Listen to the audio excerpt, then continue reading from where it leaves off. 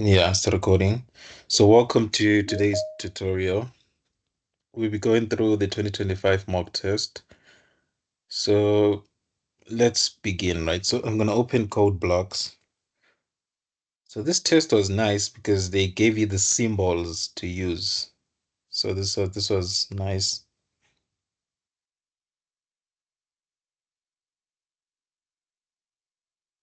Yeah, they gave you the symbols to use. So let me open code blocks and then create the project inside code blocks. Let me just double check something. Okay. Code blocks open, so create a new project, console application, and then go. And then C++ is the language. And then when you guys go and write on Friday, right? You're supposed to click these three dots. That's if you're using code blocks. Some people will use VPL, some people will use code blocks. I'm showing you the process for those the steps for those who will be using code blocks. So you're gonna click these three dots and save the project under T drive. So how do you find the T drive? You see this left panel, right? This left panel whereby you see desktop, downloads, whatever. You're gonna scroll, right, until you see this PC. Then click on this PC. You see this one has local disk, and then within brackets you have C and then a colon. So this is what we call the C drive, right? You will look for the one that is a T and a colon. Then you click on there once, right? Then you click select folder. Then you save it on the T drive. Why is that important? Because the computers at the D labs or at the computer labs or at UJ, any computer at UJ, the moment you switch it off, it deletes all the files. Then when you switch it on, the files will be gone, right? So, but then under with one exception, if you save it on the T drive, even if for some weird reason your computer that you're using to write the semester test, for some weird reason, if it starts updating and switches off, you know that even when it switches back on, you find your project. You won't have to start from scratch. So that's why it's very important to save it on the T drive. Then you name the project based on how you're supposed to name it in the question paper. They will tell you how to name it somewhere. They'll write. So whatever structure you're using, just like the way you've been naming practicals, there'll be a way to name the project.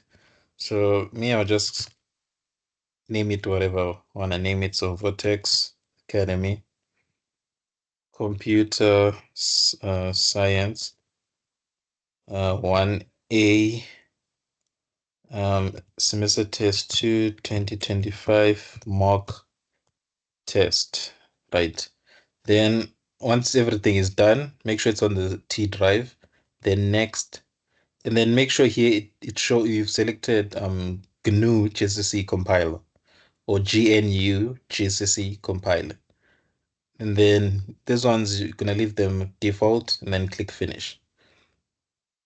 And then for me, I this the reason why my screen always starts blank is because it's the settings that I've used inside code blocks. So you're gonna go to view and then manager, and then you see your files here.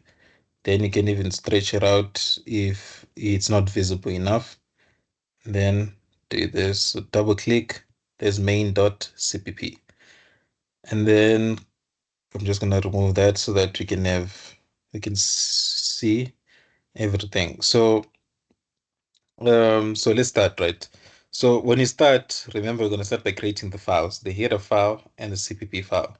So let's read and see what the problem is based on. The Utopian Health Agency wants you to create a simulation to determine the likelihood of eliminating the zombie pandemic that has recently plagued Utopia. Right, so it's about a pandemic, utopia.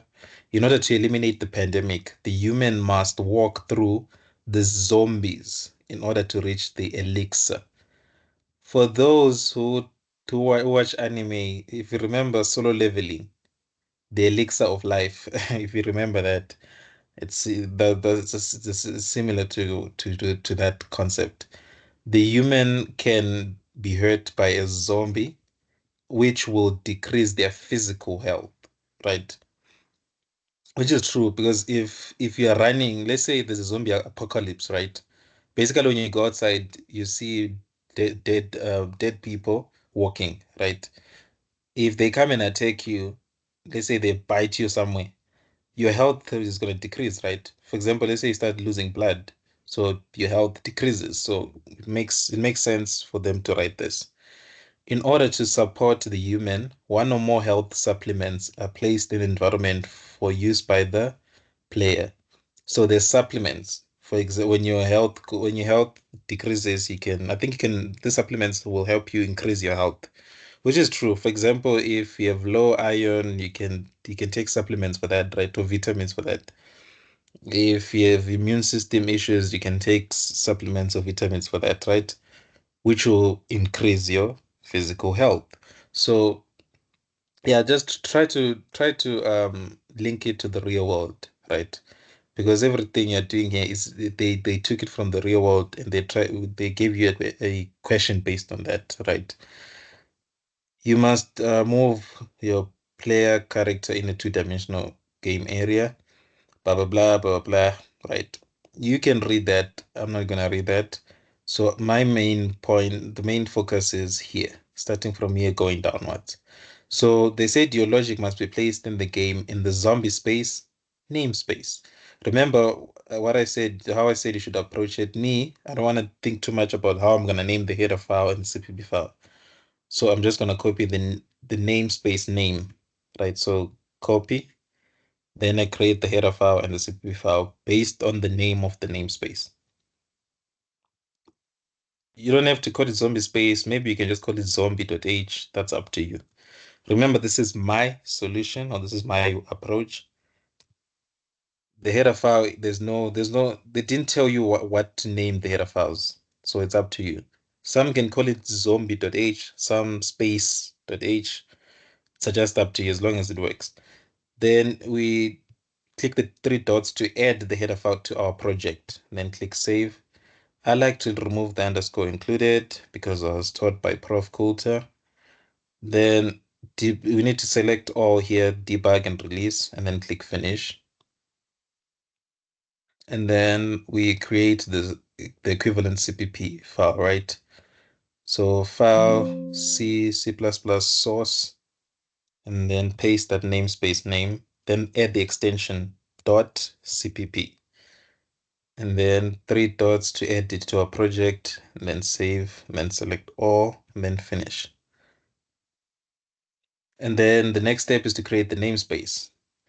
So I'm gonna say name space followed by a space, and then I put the actual name of the namespace. Then I put in Kelly braces. Yeah, you can ask a question. So, is it Abigail? I don't know. You can unmute and ask a question. Yeah, sorry, my account was giving me problems, so I had to join with somebody else's. I wanted to ask, is it necessary to add extension .cpp for the implementation file because it's a CPP file already? Is it like a must? No, it's not a must. Let me just create a file, then I'm gonna delete it. If you see even the header file, the only thing that's a must is second semester you'll be using empty file. So empty file has no extension, so that you'd be forced to put your own extension. But here, if you it's already a C++ header file or C++ source file, so automatically it appends the .h or the .cpp. So here, let me call this space, right? So let me call this space, ne? So this is space. Then I'm gonna click here.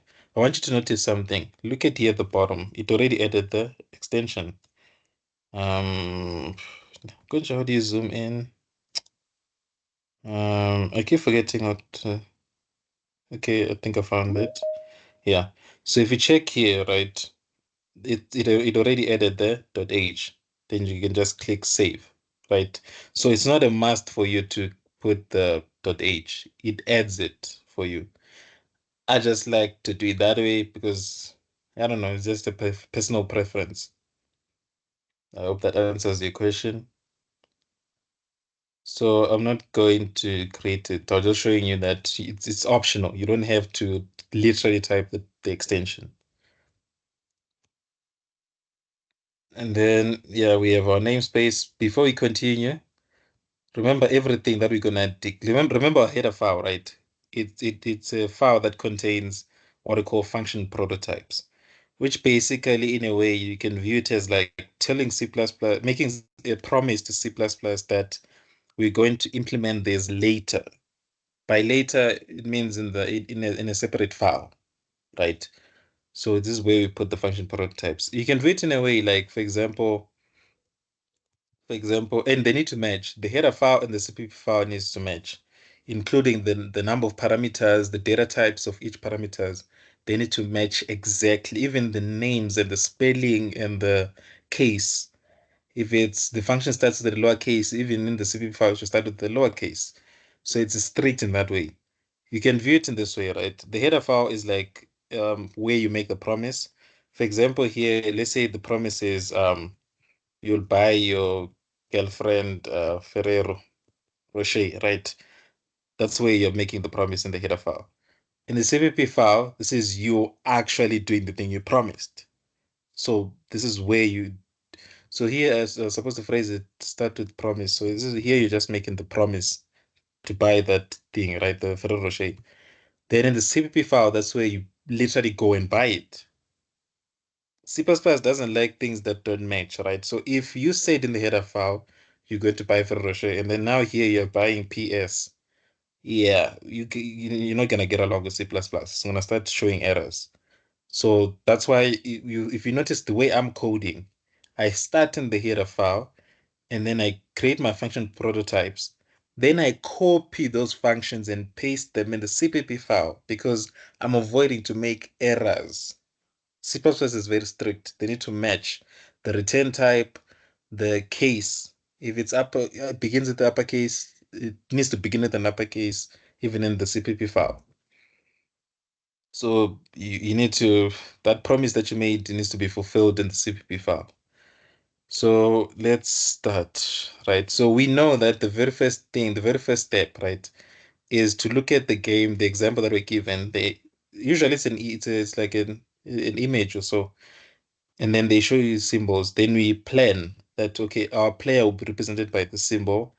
Maybe the goo, if it's a prank on the goo, it'll be it'll be this symbol. In this case, we don't have to plan. We don't have to come up with a symbol for each of the game characters. We are told, which is kind of convenient.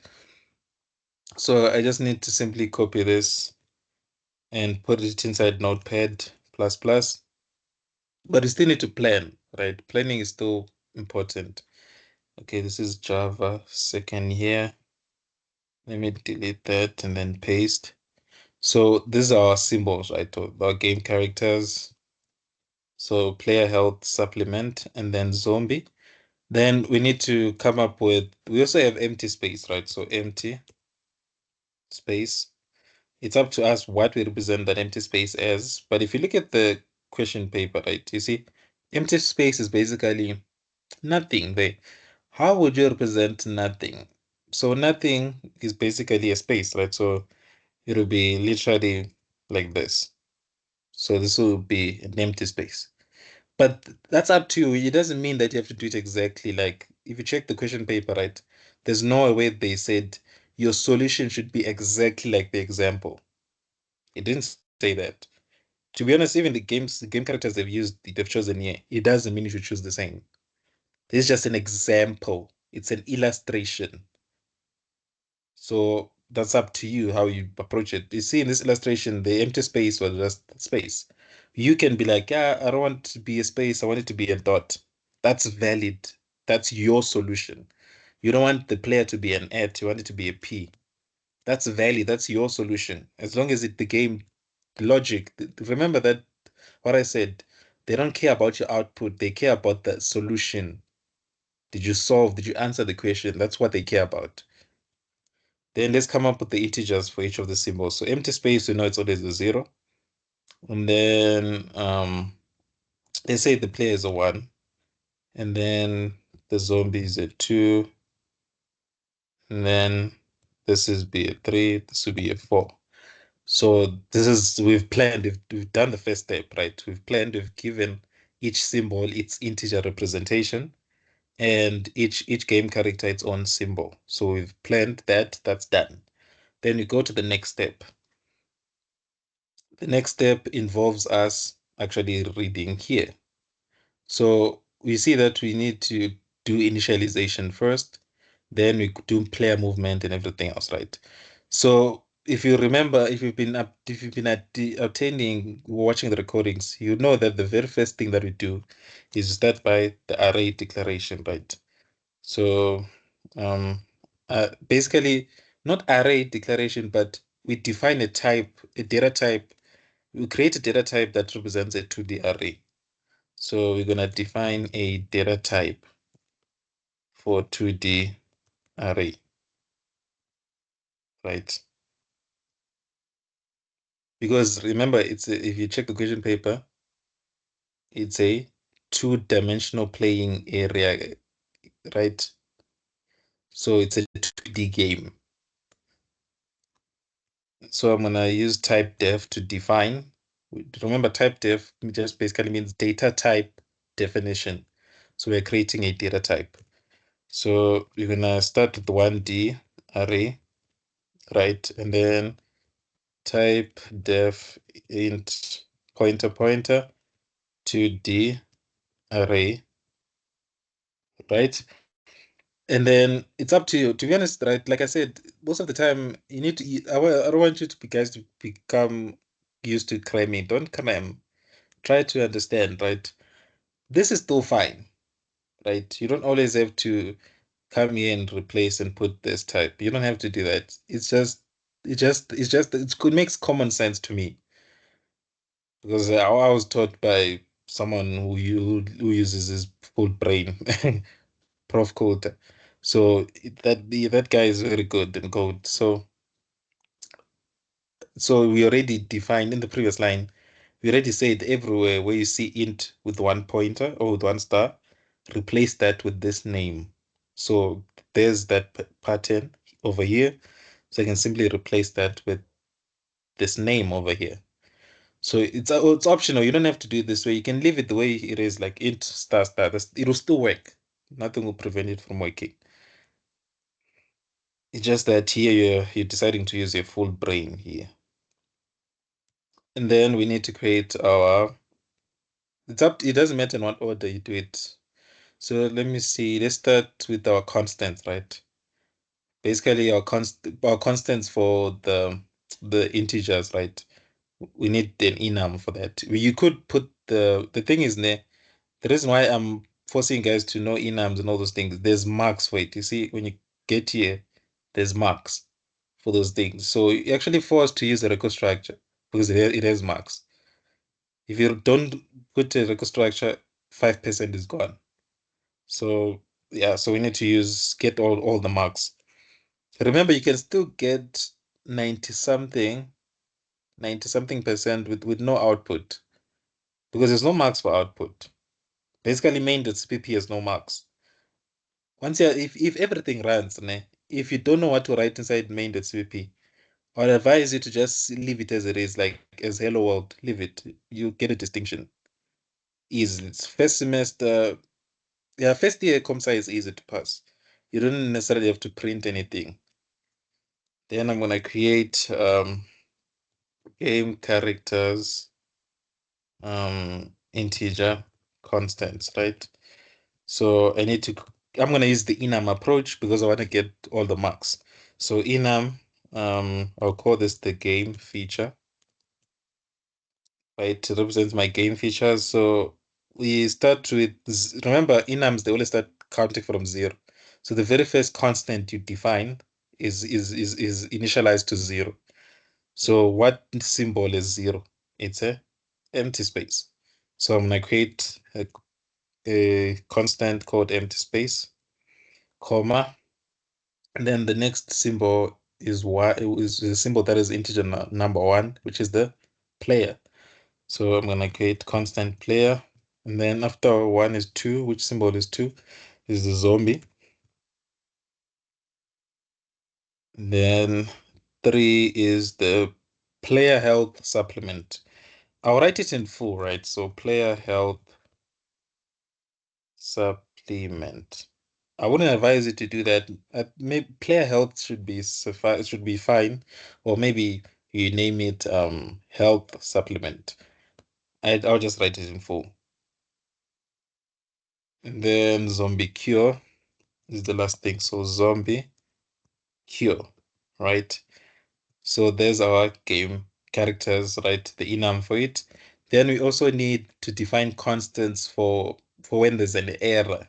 Remember, there's gonna be errors in our code, right? Like not errors in our code, but errors errors when we run the program, right? Which are called runtime errors. So we need to handle those runtime errors. Basically, maybe the user entered is a string instead of a number. So we need constants to handle those errors. So those errors, you can say that they represent the status code, right? So I'm gonna call the enum status code, and then I'm gonna start with error args, right? Because there's an error in the number or in the arguments. Anything that is command line arguments, whether the number of arguments is less or some we failed to cast, all those things, anything that's related to command line arguments, we're gonna use this. You could remember it's up to you what you name the constants, right? So I'll just say error command line arguments, CMD. CMD it's an abbreviation for command line, right? I'll just call it CMD. And then we have error in converting, right? So I'll write it in full error in conversion. Then the last thing will be the success constant. But remember, success in this case, it's when the function returns zero. So it's zero, right? So if we want to get zero here, we need to start counting from -2. So we can initialize this to -2. Because remember, on each step, this is simple maths. On each step, it adds one. So on the next constant, it's gonna say -2 plus one, which gives me -1. So that means this second constant will be -1. Then success will look at the previous constant's value, which is this. So -1, and then adds 1, which is 0. So that's why I'm starting from -2. So that's my status code.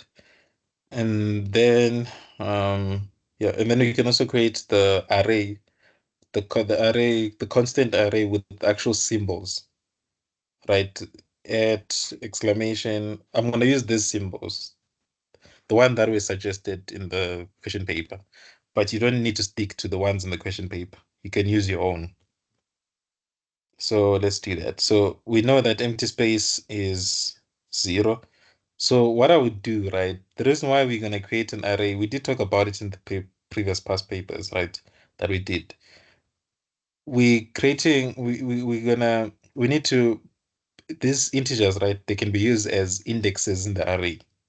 So at position 0 would be an empty space. So we're going to initialize a position at index 0, we're going to initialize it to this symbol. At index 1, we're going to initialize it to at symbol, and so forth. So let's do that. So const, since remember the game symbols don't change. It's like when you're playing a game, right? Let's say you're playing a racing game. Does the car, while you're driving the car, does it miraculously change to a microwave? Nope. So the symbol that's there, those game characters, they will remain constant, they remain the same throughout the lifespan of the game. So that's why I'm making it a constant array. So const char, I'm gonna call it game underscore feature, and then square brackets to say it represents as an array. You could also pass in how many elements are here. That's optional. Remember, we did talk about arrays. Then I'm gonna initialize it to those symbols, right?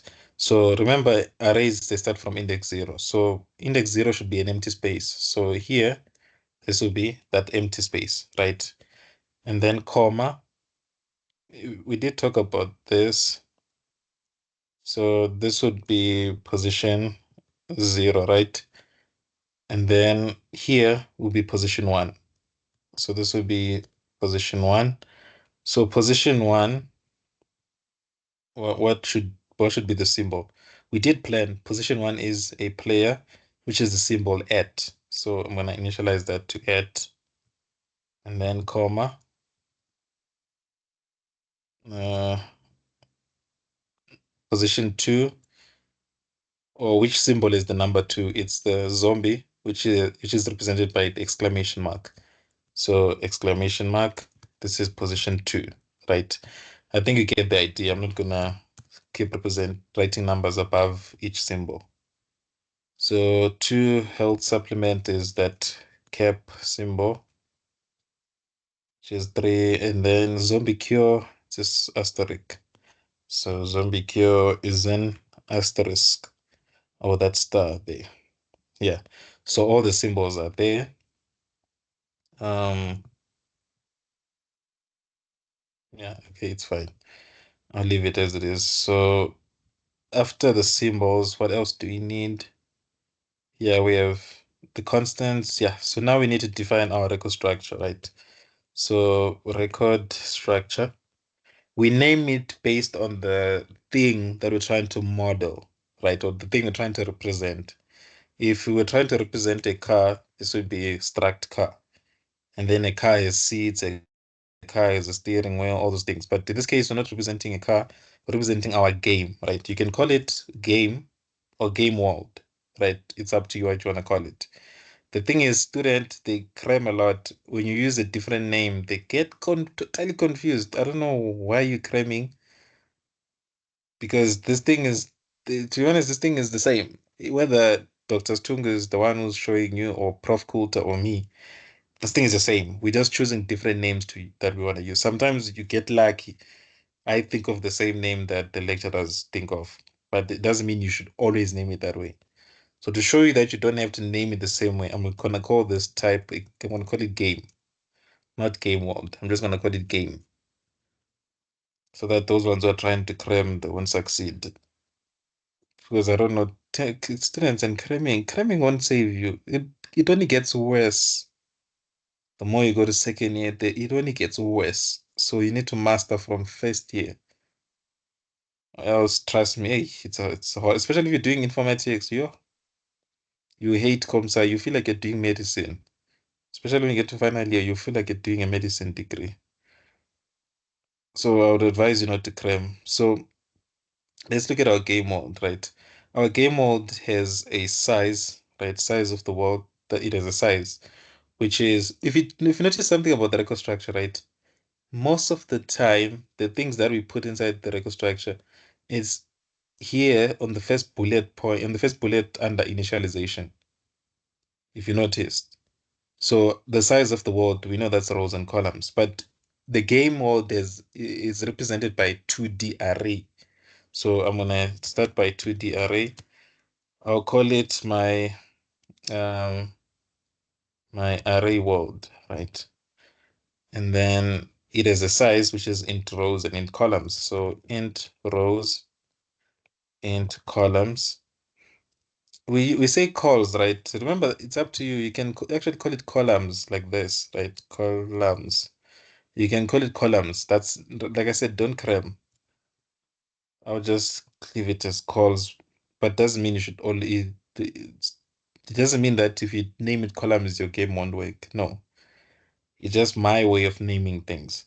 Then the game has number of zombies. So let me also add that int number of zombies, right? And then we have, yeah, we're probably gonna finish around 8:30 there, because I need to do the full question paper.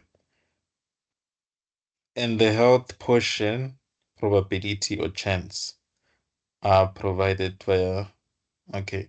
So we have the health portion probability. So int health portion, probability is a very long name, so I'll choose chance. So health portion chance, I'll call it chance instead of health portion probability. And then, yeah, some other things, right? For example, like degrees, this, all those things, you can find them somewhere there.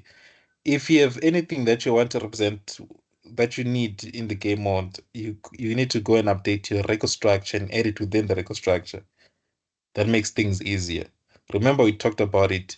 You can't say, let's say your game has points. You can't come in and say int points, and then you keep on incrementing. No, it's not gonna work. C++, for some weird reason, right? You can't you can't declare variables inside a namespace and update them inside functions. For some weird reason, it has those issues. So don't, if you want to add points, the only place you can put it is inside the record structure. Which makes sense because our record structure represents anything that's related to a game, to our game, right? Or our game mode. Then here we'll have our function prototypes, right? And then let's see. So the first function that we need is initialization, right? We need to initialize, give our game mode an initial state or a starting point. So basically we're creating the game, right? Since we are creating the game, obviously you expect to get back a game, right? So that means this function should return type game. And I'm gonna call it create game. Like I said, don't cram. Don't be like, ah, man, I say always he always calls it create word. Yeah, create word. Don't cram. See, I've changed it. It's called create game now. And then we need to pass in here things that we need, right?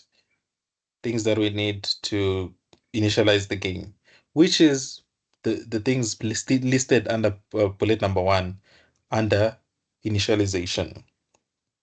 So it's the size of the world, and in that order, that's how I'm choosing to approach it. And to make my application a bit fast, I'm gonna pass it by reference, all of the parameters. So const int reference rows, and then const int reference calls. Remember, this is my approach. Like I said, don't do it my way. You can remove the end and the const and just pass int rows and columns. That's up to you, right? You don't have to do it my way. And then, yeah, you can ask a question. Is it possible to, since everything that you are passing is inside a record structure, is it possible to pass the record structure itself, or it's not possible? Like here inside create game. Yes. Technically, you could. Remember, yeah, you could. That would be your approach, but you just need to know how to initialize it. That means you'd have to create inside your main. You'd have to say this because your function requires a game. So you have to say game, let's say rec world, something like that. But then you see that it becomes kind of confusing because the function returns a game mode and you're also passing a game mode or of type game. So it kind of gets confusing. Then here you'd have to say record dot rows is equals to convert to int function and then argv 0, 1, or 2, or 3, whatever, right? Then once you're done initializing all the things, then you call that create game function, right? And then pass this record structure, right? Which is rec world. So rec world. And then obviously it returns a game mode, so a game, so you can call it, like I said, it kind of gets confusing. I don't know, maybe we call this one world game. I don't know, is equals to, right? Then you pass that record. So it'll look like this inside the main. You can still do it that way, but I don't want to do that because you see that it kind of gets confusing. But it will still work. You can also do it that way. So let's also pass in after the size of the game mode. I hope that answered your question. Yes. Okay, size of the world and then number of zombies and constant reference number of zombies. Some they declare the variables as n zombies or what or num zombies. The textbook doesn't advise you doing that because in the future you might not know what the n means. So always write it in a meaningful way. Um, is this thing still? Are you asking another question or it's just this thing? I have another question. I wanted to ask, when declaring the number of zombies, is it important to declare it as a constant? Because as the game plays, like the number decreases. The number of zombies. Yes. No, not you. The thing is, yeah, the thing is, you can't. You can't. C++ wouldn't allow maybe, but I've never done that before. So No, obviously, if I you mean declare, when you are passing it by the create game function, is it important to put in const if the number of zombies is gonna keep on changing throughout the game? yeah, like most of you guys seems like it's confusing you. Don't use my approach. Don't put the const. Remove if you are using a different approach. Remove const and the ampersand. The const is to prevent you changing those parameters you're passing inside the functions because they're supposed to remain constant. But look at the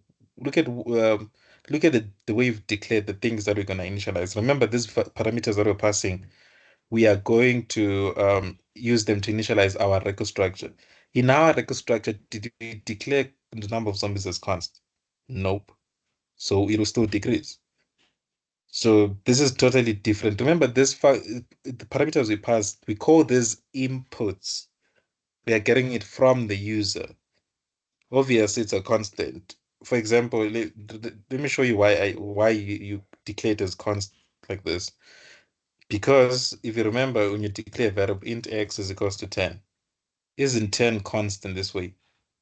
It's constant because there's no you can't change it. You can't redefine 10. 10 is 10.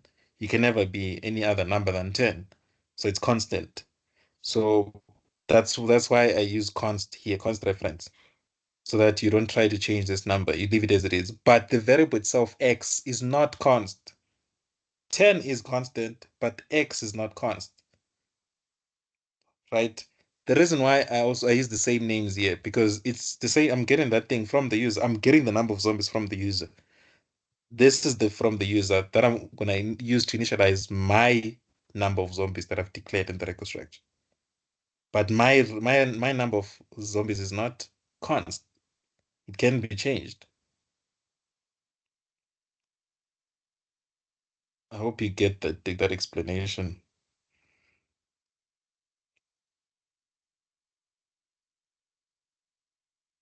And then you just went quiet. Hey, I hope you get No, you I understand. okay. The health portion probability. So after passing the number of zombies, we also need to pass the health portion probability. So I'm gonna pass that const int reference health portion chance. Yeah. So if you notice something, I use the same names that the same way I've declared them inside of my record structure is the same way I've named them to make my life easier. Don't get confused. They're totally two different things. There's the parameters that I'm passing. They are from the user, right? How do I put? Let me make a simple example for those who might still don't understand the whole const. Why am I passing it as const? If someone, let's say you have a friend, and the friend gives you let's say, let's say a muffin, you'd expect the muffin to not be eaten, right? So that means you would receive the muffin as const, meaning the person who's giving you is not allowed to change it. You must receive it as it is, as const, meaning it's not eaten. So that's why I'm passing it as const. But it doesn't mean that the person who's receiving it can't change it, which is the record structure itself. That's the record that's the person receiving that muffin. So don't get confused by why am I passing it as const? Will it be changed? Yes, it will be because you are receiving it.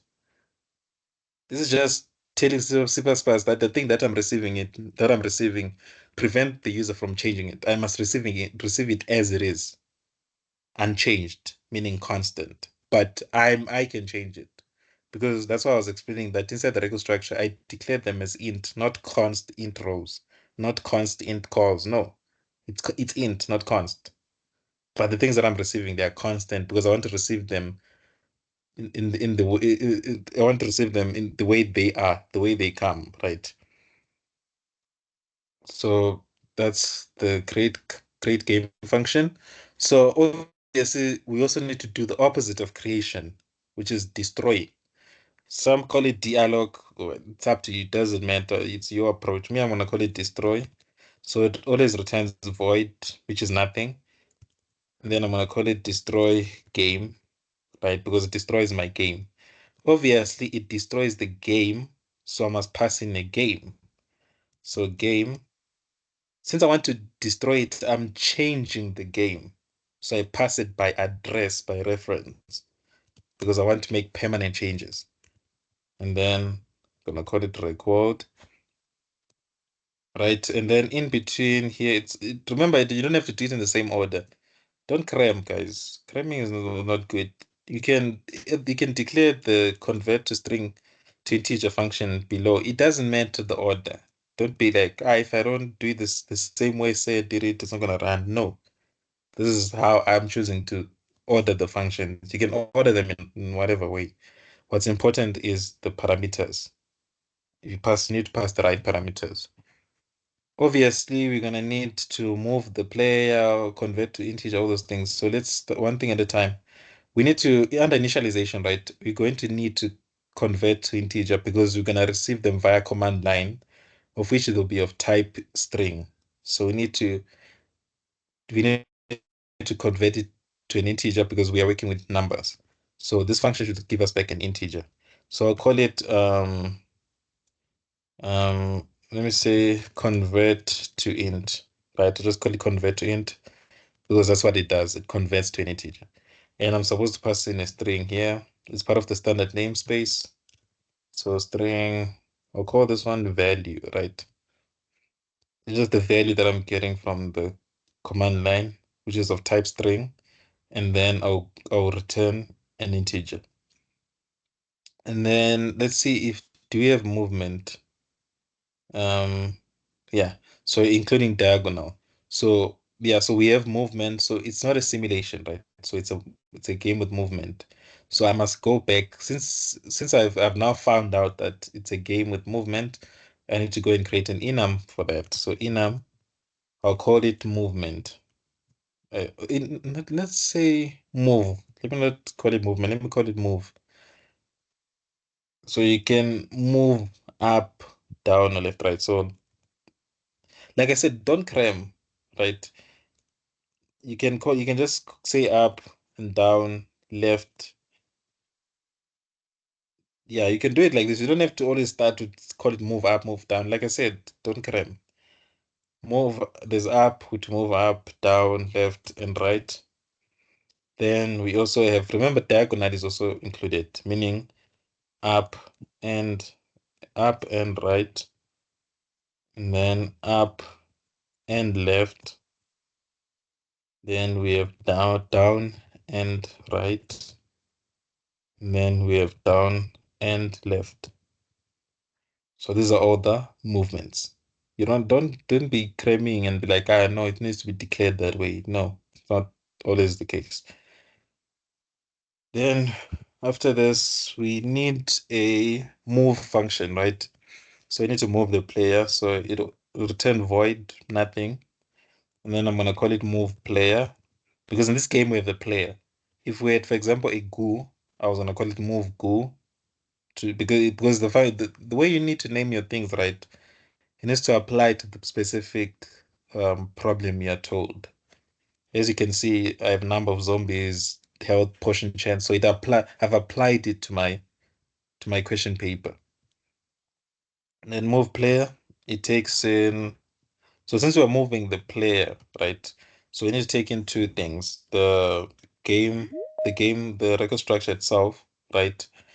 And obviously we are moving. That means we're updating the game state. So since we're updating the game, we need to pass it by a reference, rec world. And then the second thing we need to pass in is the movement. In what direction do you want to move? Yeah, you could do this. Yeah, I don't want people to cram. Let me call it direction. Yeah, because it's gonna define what direction we move. So direction, direction, right? I want to remove this thing in your mind that says, ah, no, let me cram. I want to remove that thing in your mind. So that when you see a solution, you get confused and you have to really master it. Because students have a tendency of cramming, and then you get there and then it comes in a totally different way. And then you end up feeling like you're stupid because you were cramming. So we have that move. What else do we need? Update. Update, we'll leave that because sometimes update, and it depends on the way you update. And sometimes you need to create a separate update if you want. Sometimes you can just put the updating inside the movement. Yeah, because yeah, I think most of the yeah, you could do that. But some people they make it as a separate function. It's just up to you. In this case, I don't want to introduce another function. I'll just leave it. Let me see. Movement, update, at each iteration, the probability that a new appear.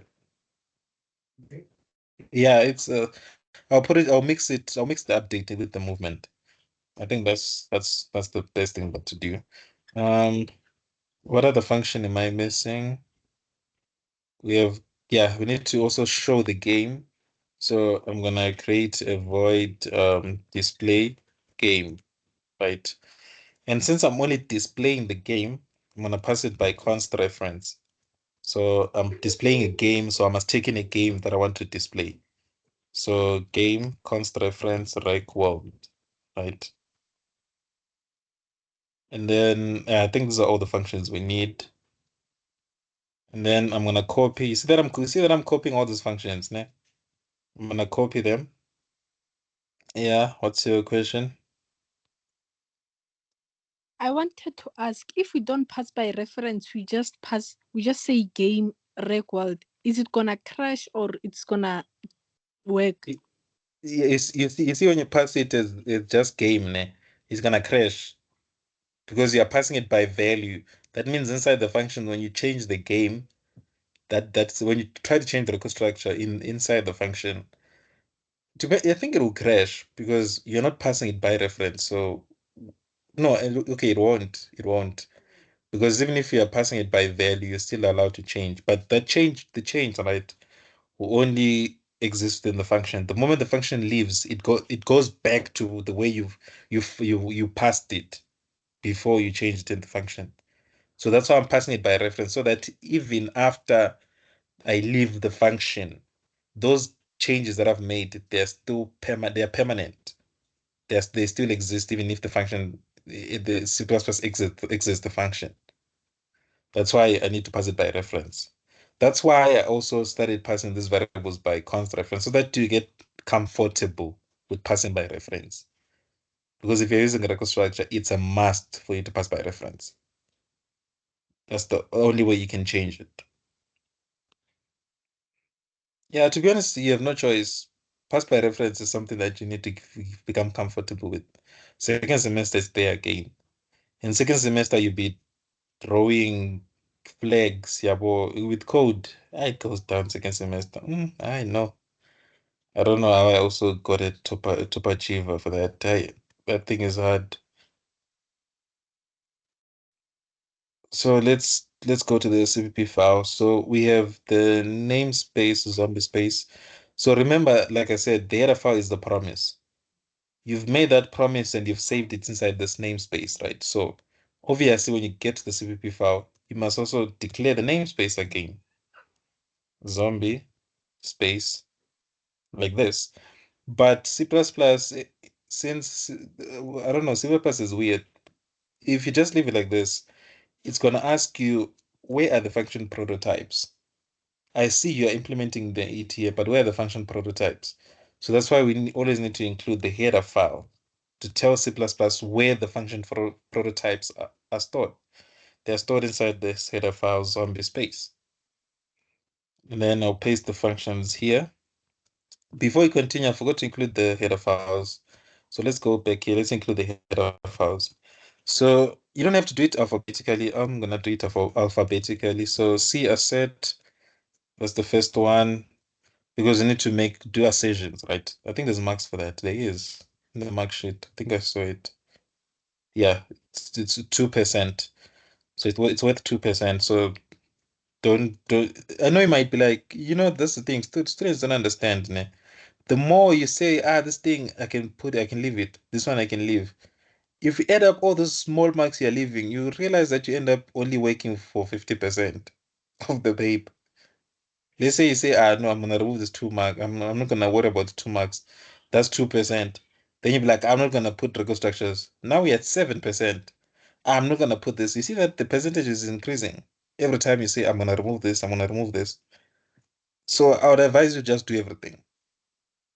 So just because the way they mark, the fact that they'll see this record structure, you get marks for that. So do use everything. Just declare, use everything. Enums, record structures, everything. If you wanna get full marks. Then we're gonna do random generation, so C time library, and then not define, hash include, what else? We're gonna string stream, IO stream. Yeah, let's start with IO stream because we're gonna need to print. Remember, we have the display function, which is going to use C out. And then we're gonna have string stream, which is S stream header file, right? And then what else? CSTD lib, because we're gonna need to use the exit function. So CSTD lib. Since I'm doing it alphabetically, I'm gonna place it here. Might HIJ, yeah. And then what else what other header file? Yeah, I think if I'm not mistaken, go string, yeah. The string data type. So hash include string, right? Yeah, I think this is all the header files. Then inside my CPP file, I need to use the standard namespace because I don't want to keep specifying which namespace am I getting this from. Well, yeah, it's gonna become untied. Then I need to zoom out a bit so that I can see this. Replace every semicolon with curly braces. And then there it is. And then replace this. Okay, let me, I almost forgot. I'm coming back and I forgot to put my things in the deep freeze. So just give me a few seconds.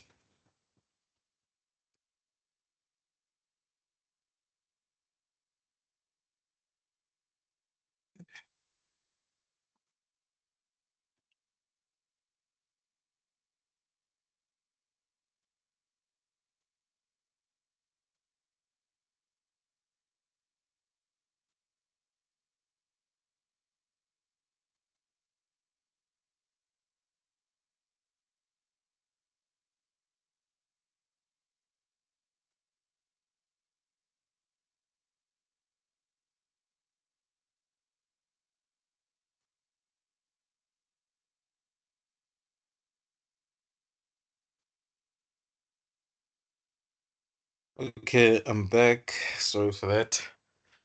Yeah, my thing's almost frozen. Yeah, I just remembered. So yeah, we use the standard namespace, right? So that's sorted.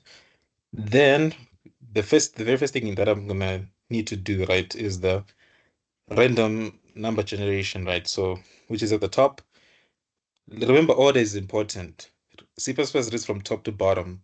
That's why I'm gonna declare functions like create random number at the top because they're gonna be used in the create game function, right? Sometimes even with movement. So if you declare it before or after the function, C++ by the time it gets it, it's gonna be like, where did you get this function from? C++ is like that. It's weird. So that's why I've been always declared at the top.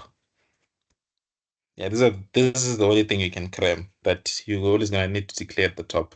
But still cramming is bad, so just understand why I'm declaring it at the top. So it returns a random integer, right? So int, I'm gonna call it um generate rand int. It doesn't matter whatever function, what you call the function. And like I said, it's up to you. You can say int lower like this. Me, I'm gonna say const reference. So const int reference. I'm gonna call it lower bound, and then const int reference upper bound.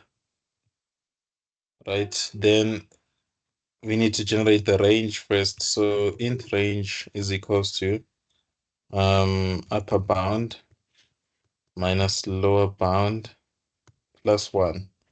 Then we're gonna need to return like the random function, which generates any random number, but we need to restrict it to a specific range. So I'm going to restrict it. We divide by the range to get a remainder. So we use modulus, right? This is the modulus operation. If you're measuring in maths, right, you meet something that we call discrete maths. They'll talk about modular arithmetic.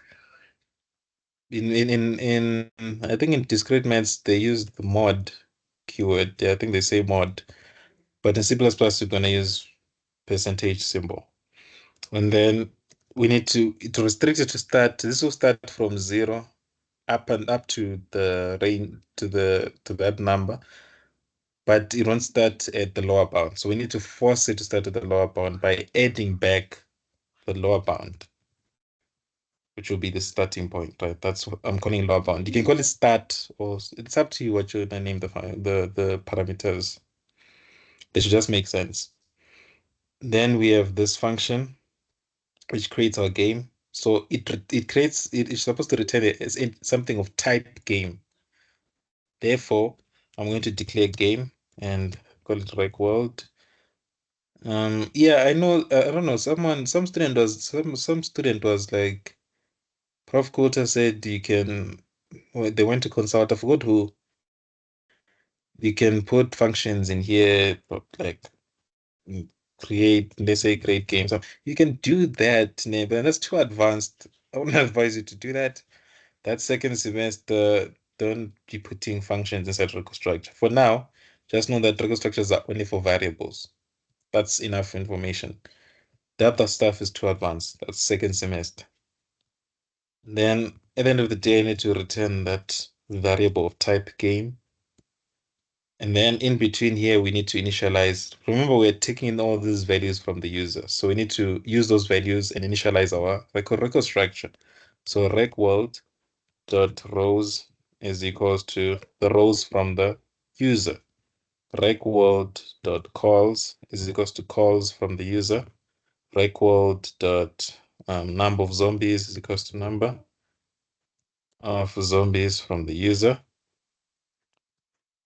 And zoom out a bit. And then rec world dot health portion chance is equals to health portion chance. Yeah, and then yeah, we've initialized all the normal variables, right? So now we need to initialize our array, allocate memory for the array.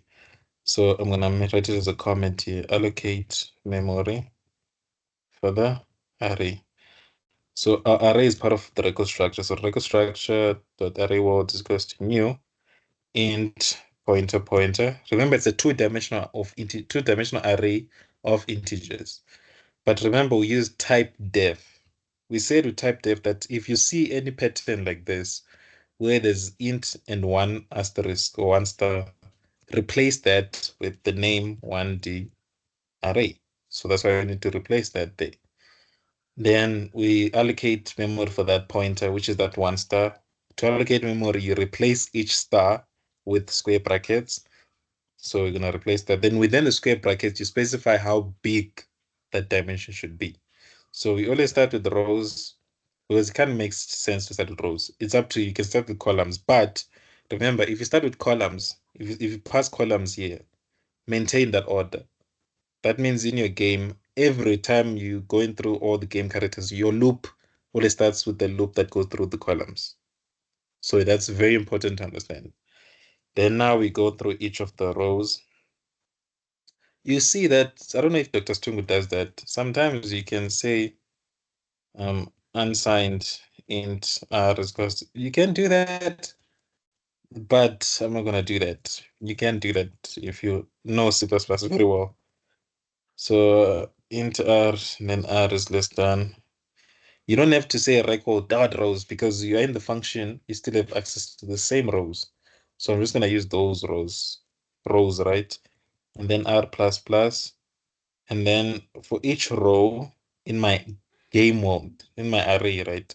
So array world at position r, I'm gonna initialize it to a new dimension of columns because each and every single row has the same number of columns.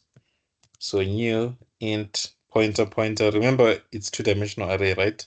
But you've already allocated for one of the pointers, right? Which is this outermost one, this one. So I can remove that.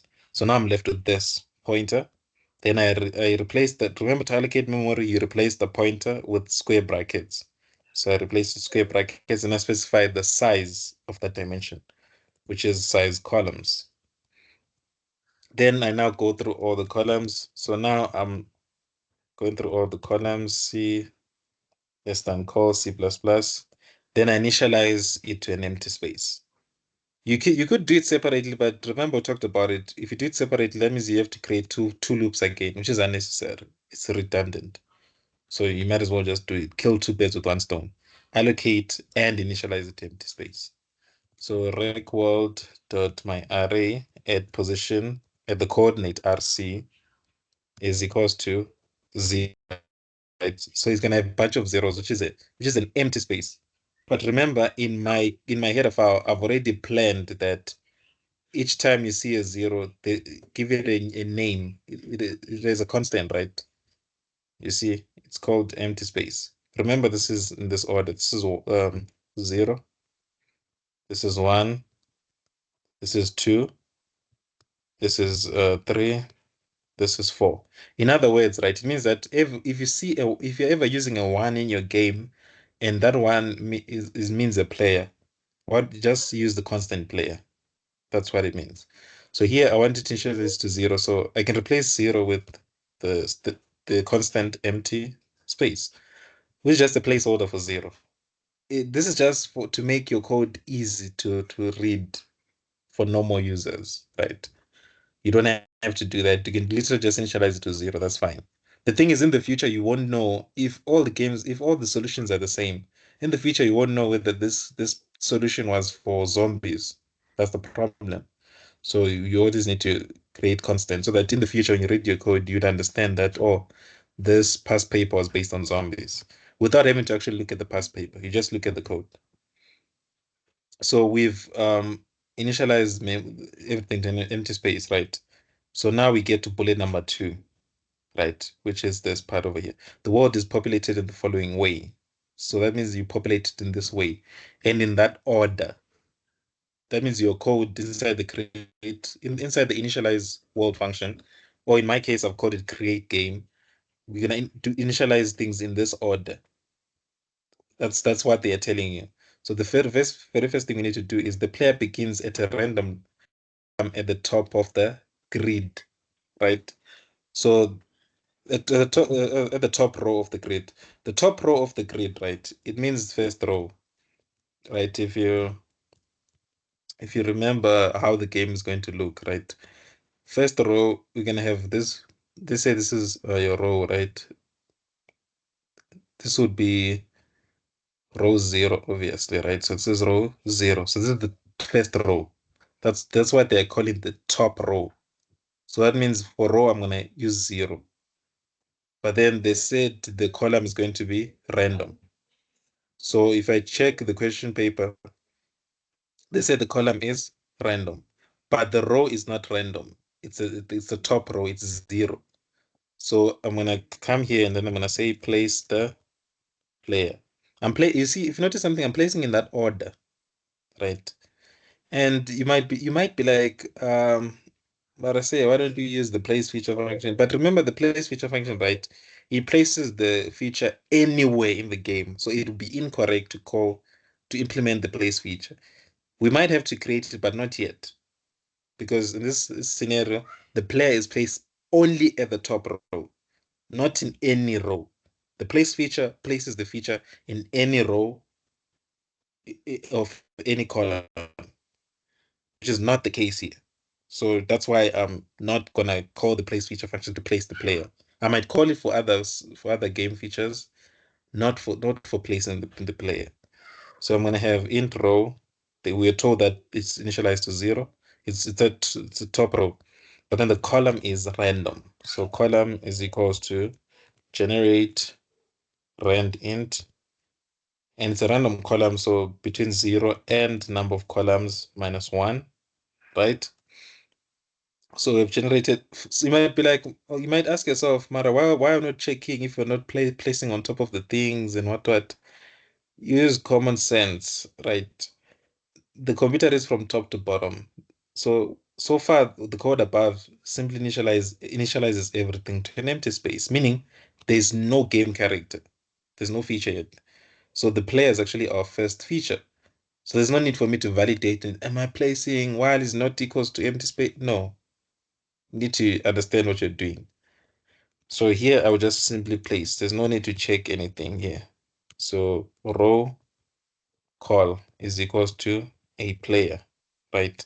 In that location. Then now we've placed the player. So bullet number 1, the sub bullet here, number 1 is done, right? So that's done. Then now we go to the next thing. The zombies are placed randomly across the grid. You see, here they've told you now it's across the grid, meaning in any way, it's literally any dot in the game. So now I need to introduce a place feature function. Because if I don't introduce it, I might, if you check the next bullet, it might talk about the same thing. You see, they are placed on the grid using probability. You see, it's repetition, right? It's repetition again. So we're gonna need to create a place feature function. Since it's from top to bottom, I need to create the place feature function above the create game. So void place feature function. And the place feature function, we need to place it in our game mode. So we take in our game mode by reference, like world, right? Yeah, rows and columns, yeah. And then we are passing it by reference because we need to place. You see, the keyword place, it means I'm changing my game. So passing it by reference. And then I need to take in the feature that I want to place, which is game feature. You could, right? Like I said, if you notice something, I am mixing. I want you to notice something here. Direction, you can pass it by const reference too. Just decide not to. You can do that. Even game feature here, you can pass it by const reference because const reference makes you save. It makes the application a bit faster. So I'm gonna use const reference here. So I'm taking the feature, comma, and the number of features that need to be placed. So const int reference number of features, right? I'll call that parameter number of features because it represents the number of features that need to be placed by this place feature function. So this will be the full parameters, right? So we have the game mode that which is where we want to place the feature that we want to place, and then now how many of those features we want to place. Obviously, we have a number of features, so I'm gonna start by a loop that goes through all the features. I'm gonna use I is less than reqword dot no, what am I saying? I is less than number of features, I plus plus, because we're placing more than one feature. Then we generate a random row and a random column is equals to generate rand int between 0 and reqworld dot rows minus 1, and then int call is equals to generate rand int between 0 and reqworld dot calls minus 1. Then we've generated the random location, right? But remember, the random location might point to a location that's already occupied. So we need to actually use a while loop keep on checking or keep on generating if the location that we've generated does not point to an empty space, because it needs to point to an empty space because it's empty space, it's not occupied.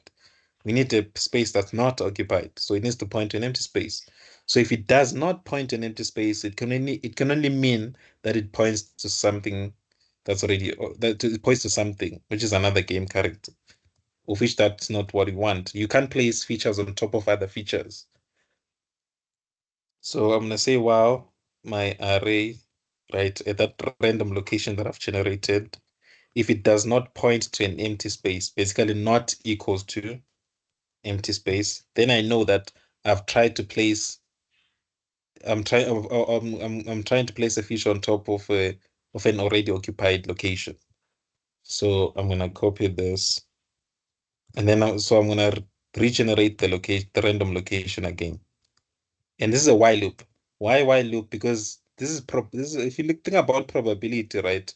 There's a high chance, or there's a high probability of you generating another location that's already occupied. So that's why I use the while loop to say as long as. Remember, while loop, in other words, you can translate this as long as. That's what while means. It means as long as this is the case, meaning I'm not pointing to an empty space. That means I'm pointing to a location that's already occupied. So I need to keep on regenerating as long as that's the case. Then after the while loop, we know definitely the loop only stops when you've now pointed to an empty location. Then now you can place the feature. So rec world dot array world at that random location is equals to that feature, right? Which is this feature, game feature that we're gonna pass here, right? Remember, I'm using type game feature here because I created an enum. If it didn't create an enum, you're gonna say int reference. In this case, I've created an enum, so that's why I'm passing it as like that. Okay, I'll just do this because I like to be accurate. I like my game to be fast. So remember I said direction can pass it by const reference. So I'm gonna change it to const reference because it's gonna be used as it's gonna remain constant inside the function. And remember what I said, the header file and the CPP file need to match. The header file, you make a promise, and then CPP file, you fulfill that exact promise. So that means if I've changed it here, I must also change it inside the CPP file. Or else C++ is gonna say the function does not exist when you try to call it inside main.cpp. So you see, I've also updated there. So now it matches. Then I have my place feature function, right? It's been declared, so we are sorted. Then now we'll try to place the other features. Right? So here, this is where I'm supposed to place the zombies, right? And I'm placing it in that exact order. After placing the player, I place the zombies around the grid using the number of zombies that are specified via command line. So, which is basically this number. Remember, I'm still within this function. There's no need for me to call the number of zombies from the record structure. I'll just use the ones that I'm passing. So that I type less, that's all. So I'm gonna say place feature. To be honest, right, this function places multiple features. So I think it should be called in plural place features, but it's up to you how it doesn't really matter as long as the game works. So rec world, comma, what feature you're placing. Basically, it's of type game feature, which means that it's any constant within the enum game feature. So I want to place zombie, right? And how many of them? It's number of zombies. And then after placing the number of zombies, the health supplements are placed on the grid, right? Using the probability provided as a command line argument. So we place the health supplements on the grid using the probability, right? So that means they're placed, it didn't say random. If you check something here, they didn't use the word random. If you noticed, right? They didn't use the word random. So we're actually going to go through all the cells, right? So I need to go through all the cells. So we need to place health supplements, place health supplements. So I'm gonna go through all the cells, right? Or all the coordinates. So I need to go through all the rows first, then all the columns. Less than calls, C++. Then I generate a random probability, right? Then I check also that after generating the probability that at that location RC, if it's not occupied, I can only place if it's not occupied. I need to also do that check. So let's do that. Let's start with the probability. So generate random probability, right? So I'm gonna call it int probability is equals to wait, did we have a chance? Oh yeah, it is here, health chance. But I'll call it probability. Oh no, let me apply it to the game, right? Let me call it health chance. Right. Wait. There's no need for me to declare it. Wait. Yeah, we have it. Oh yeah. Oh no. It's fine. My bad. My brain is kind of thinking about other things. So generally I'm gonna call this one health chance, the random one. Then generate the random chance.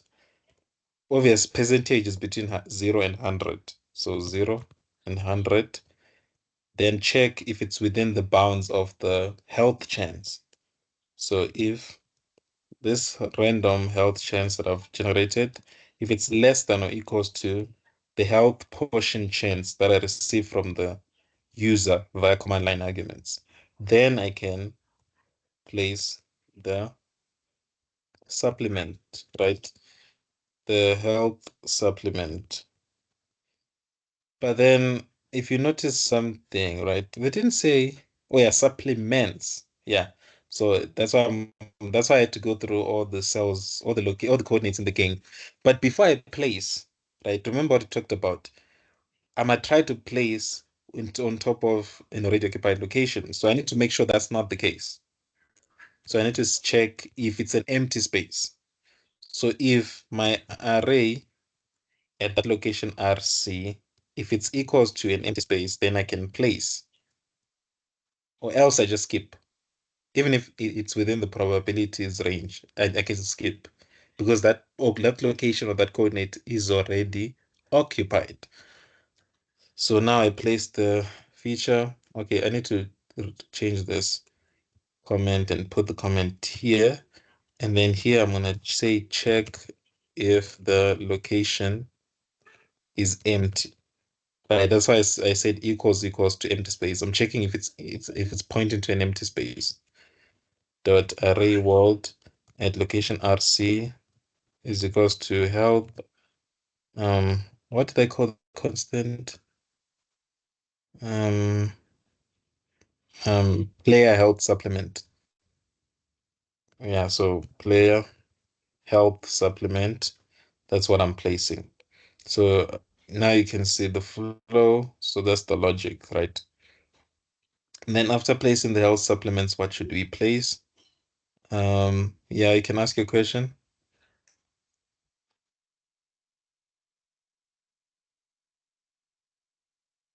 Yeah, I'm listening.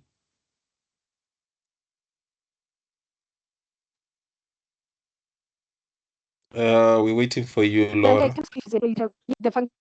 It checks if it is a. Can you hear me? Yeah, now I can hear you.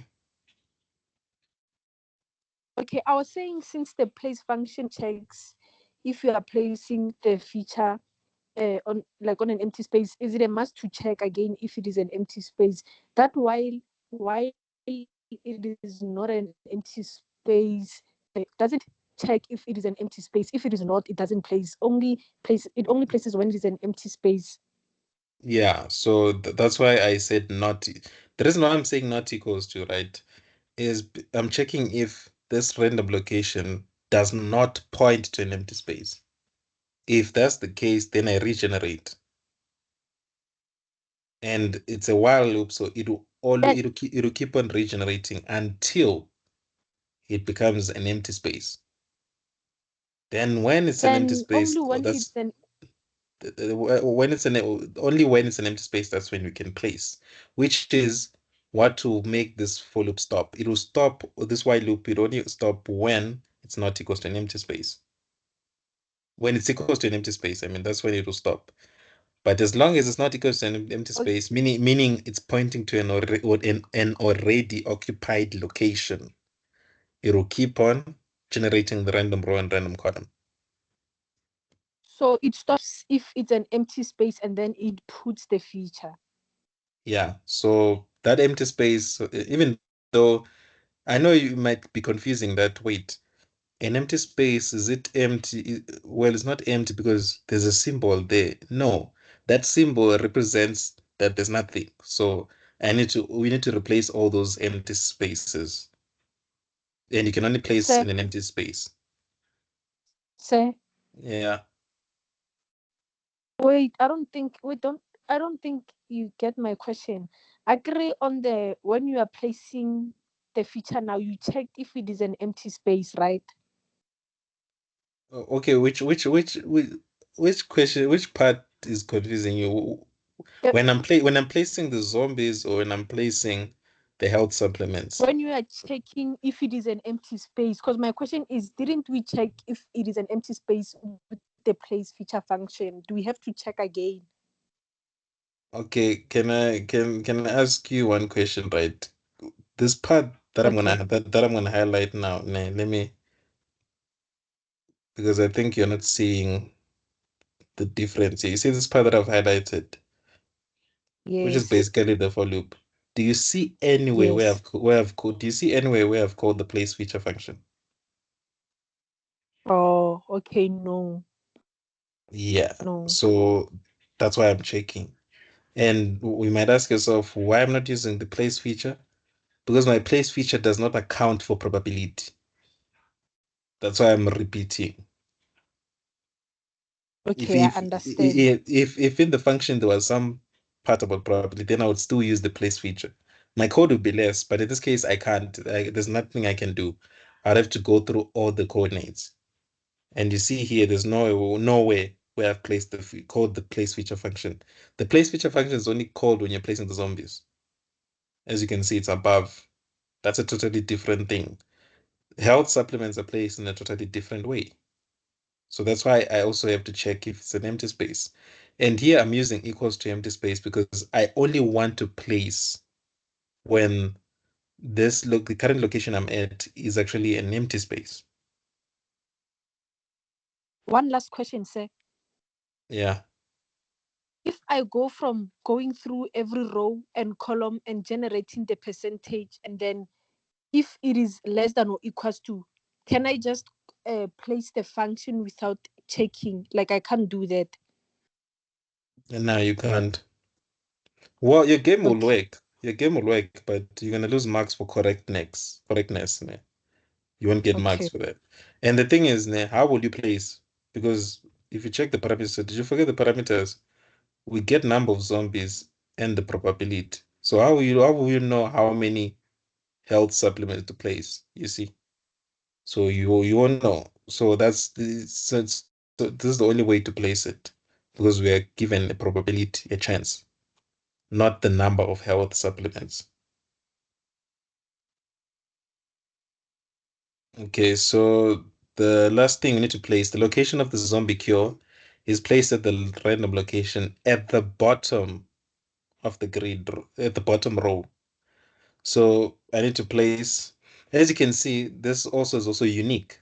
So I need to also check if it's not equals to empty space, all those things, because it's unique, it's different, right? Yeah, and it's not placed anywhere. It's only placed at the bottom row. So place a zombie here, right? So to place zombie cure, I need to, Okay, remember you still had it's still within the same function. You still have access to this variable row and call. They're already declared, so you can just simply reinitialize them. So row now needs to point to the last row, which is rows minus one. And then column needs to be random. So it's equals to um, generate rand int between 0 and calls minus 1, right? But remember, I'm not using place feature, so I actually need to use a while loop again. So while, and notice something here. That's why sometimes you have to repeat yourself. The only thing that's random is call, unlike the place feature, whereby both row and call are random. So that's why I have to do it in a different way here. So I'm going to check in my array at that location that I've generated. Right, if it's not pointing to an empty space, I'll get back to you right now. If it's not pointing to an empty space, I regenerate the column because that's the only thing that's being randomized is the column. That's why you see that I'm repeating myself here because place feature does it regenerates the row randomly. In this case, they say the row is not random, so that's why I'm doing that. As long as it's not equals to an empty space. And this while loop will only stop until it only stop when it eventually becomes equals to an empty space. When it becomes equals to an empty space, then now I can place the zombie kill, so which is after the while loop. So record.array at row call is equals to zombie cure. Then we are done with our create game function. Yeah, what's your question? So are you saying we only use the place function if both row and column are random? Yes, because if you remember, for the purpose of a function, is Mm-hmm. when you have repeated code, if you know you're gonna repeat that code somewhere, like more than once, so Yes. you obviously create a separate function so that instead, think about it. Let me make an example. Let me show you what I mean. I agree. Let's say this is the function, this is the code that will be repeated. We put it in its own function. Yes. Imagine if you have to place, let's say there was multiple zombie cures. So that means we'd have to do this to play zombie cures. Then we have to do the same for loop again to place other things. And then we have to do a third time to place other things. You see where the problem is now. We keep on repeating Yeah. ourselves. And if you look at this code, right, it means it's anywhere in the game world. That's how the place feature function works. It's anywhere, literally any dot in the game mode. But if you look at the question paper, it says bottom row, not any row. The thing is that's a bit confusing about this is English. Any, it means any row, right? Meaning anywhere. In other words, means anywhere in my game mode, literally anywhere. And then if they say bottom, right, that means they are now being specific. That means you cannot use a place feature function because place feature function places is anywhere. So that means you're not, I mean, it will work, right? That's fine. It will put the game, but you're gonna lose marks for correctness. So it'll still work. You won't get zero, necessarily get zero, but it's not gonna it's not gonna be 100% correct. It's like, for example, I don't know, let's say for example, God was creating animals, a cow, and instead of the thingy, you already know where the milk comes out. Instead of it being there, imagine the milk came out of the mouth. It's incorrect. I mean, yes, the milk is coming out, but why is it coming out of the mouth? Do you get my point? I mean, it Yes. works. It works, but it's not correct. It works, but it's not Okay. correct. That's why I'm repeating myself. To be honest, it's annoying. I don't like it, but I'm forced to kind of repeat certain things in this code. You could, right? The thing is, if I try to do that, you guys will even get more confused. You could create a function that, what do you call it? A jack of all trades. It places any feature. like literally whether there's probability or not. You could create a function that does that, but that's going to be more complex to do, and you guys will be even more confused. So it's better this way, whereby sometimes you repeat. You see, I did 2 for loops here. Sometimes I'm doing the while loop again here. It's fine. I don't mind. The thing is better that way than to try it and think up. To be honest, it would be more difficult to come up with a function that places any feature, whether whether there's if you place it on bottom row or top row or center or what. You can't. This to be honest, it's impossible. You can't create a function that does that. So that's the best thing we can do, right? Is create a place feature function that places it anywhere in the game mode. Then every time whereby we have a certain number of features that need to be placed anywhere in my game mode, I call the place feature function. If that's not the case, I type the code manually. I don't call the function. That's why every time whereby that thing was placed in a unique way, I didn't call the place feature function. For example, the player. The player is not placed anywhere. It's placed at the top row. So that's why I put it there. I created the code separate. And then health supplements are placed differently. So that's why I didn't call the place feature. Zombie kills are placed differently too. So that's why I didn't call the place feature function. I hope that answers your question.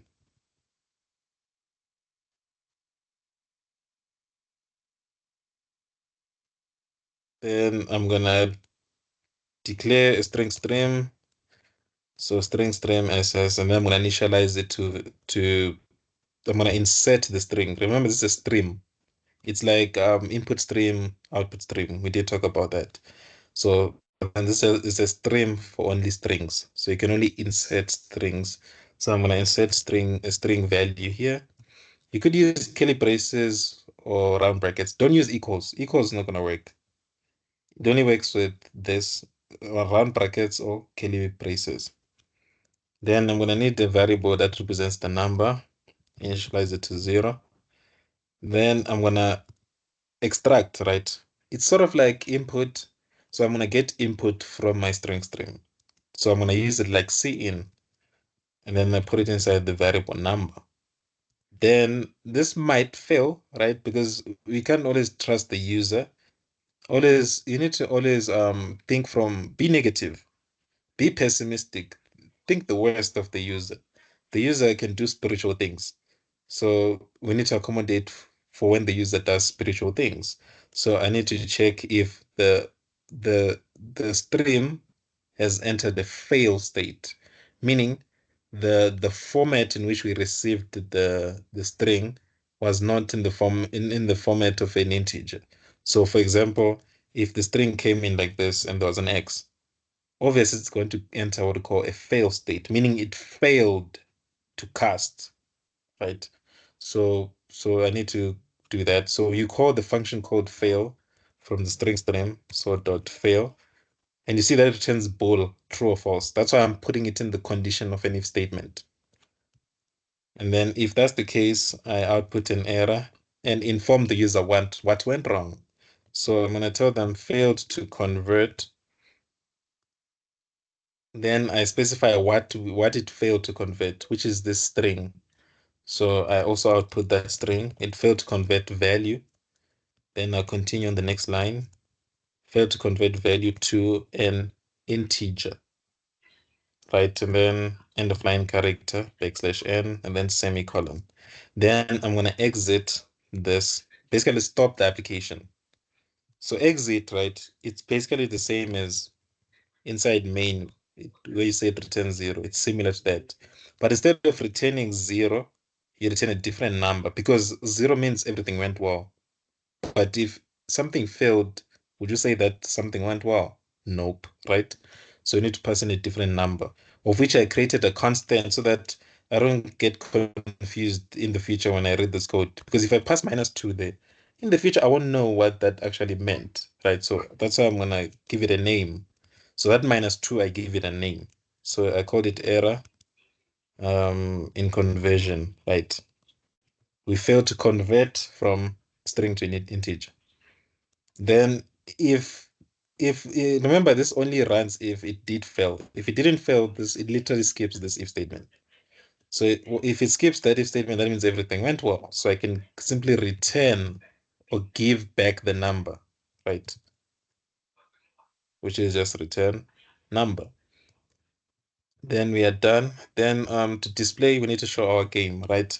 So to show the game, we go through all the coordinates. So go through all the rows, like world dot rows r plus plus, and then int c is equals to 0, c is less than like world dot calls c plus plus,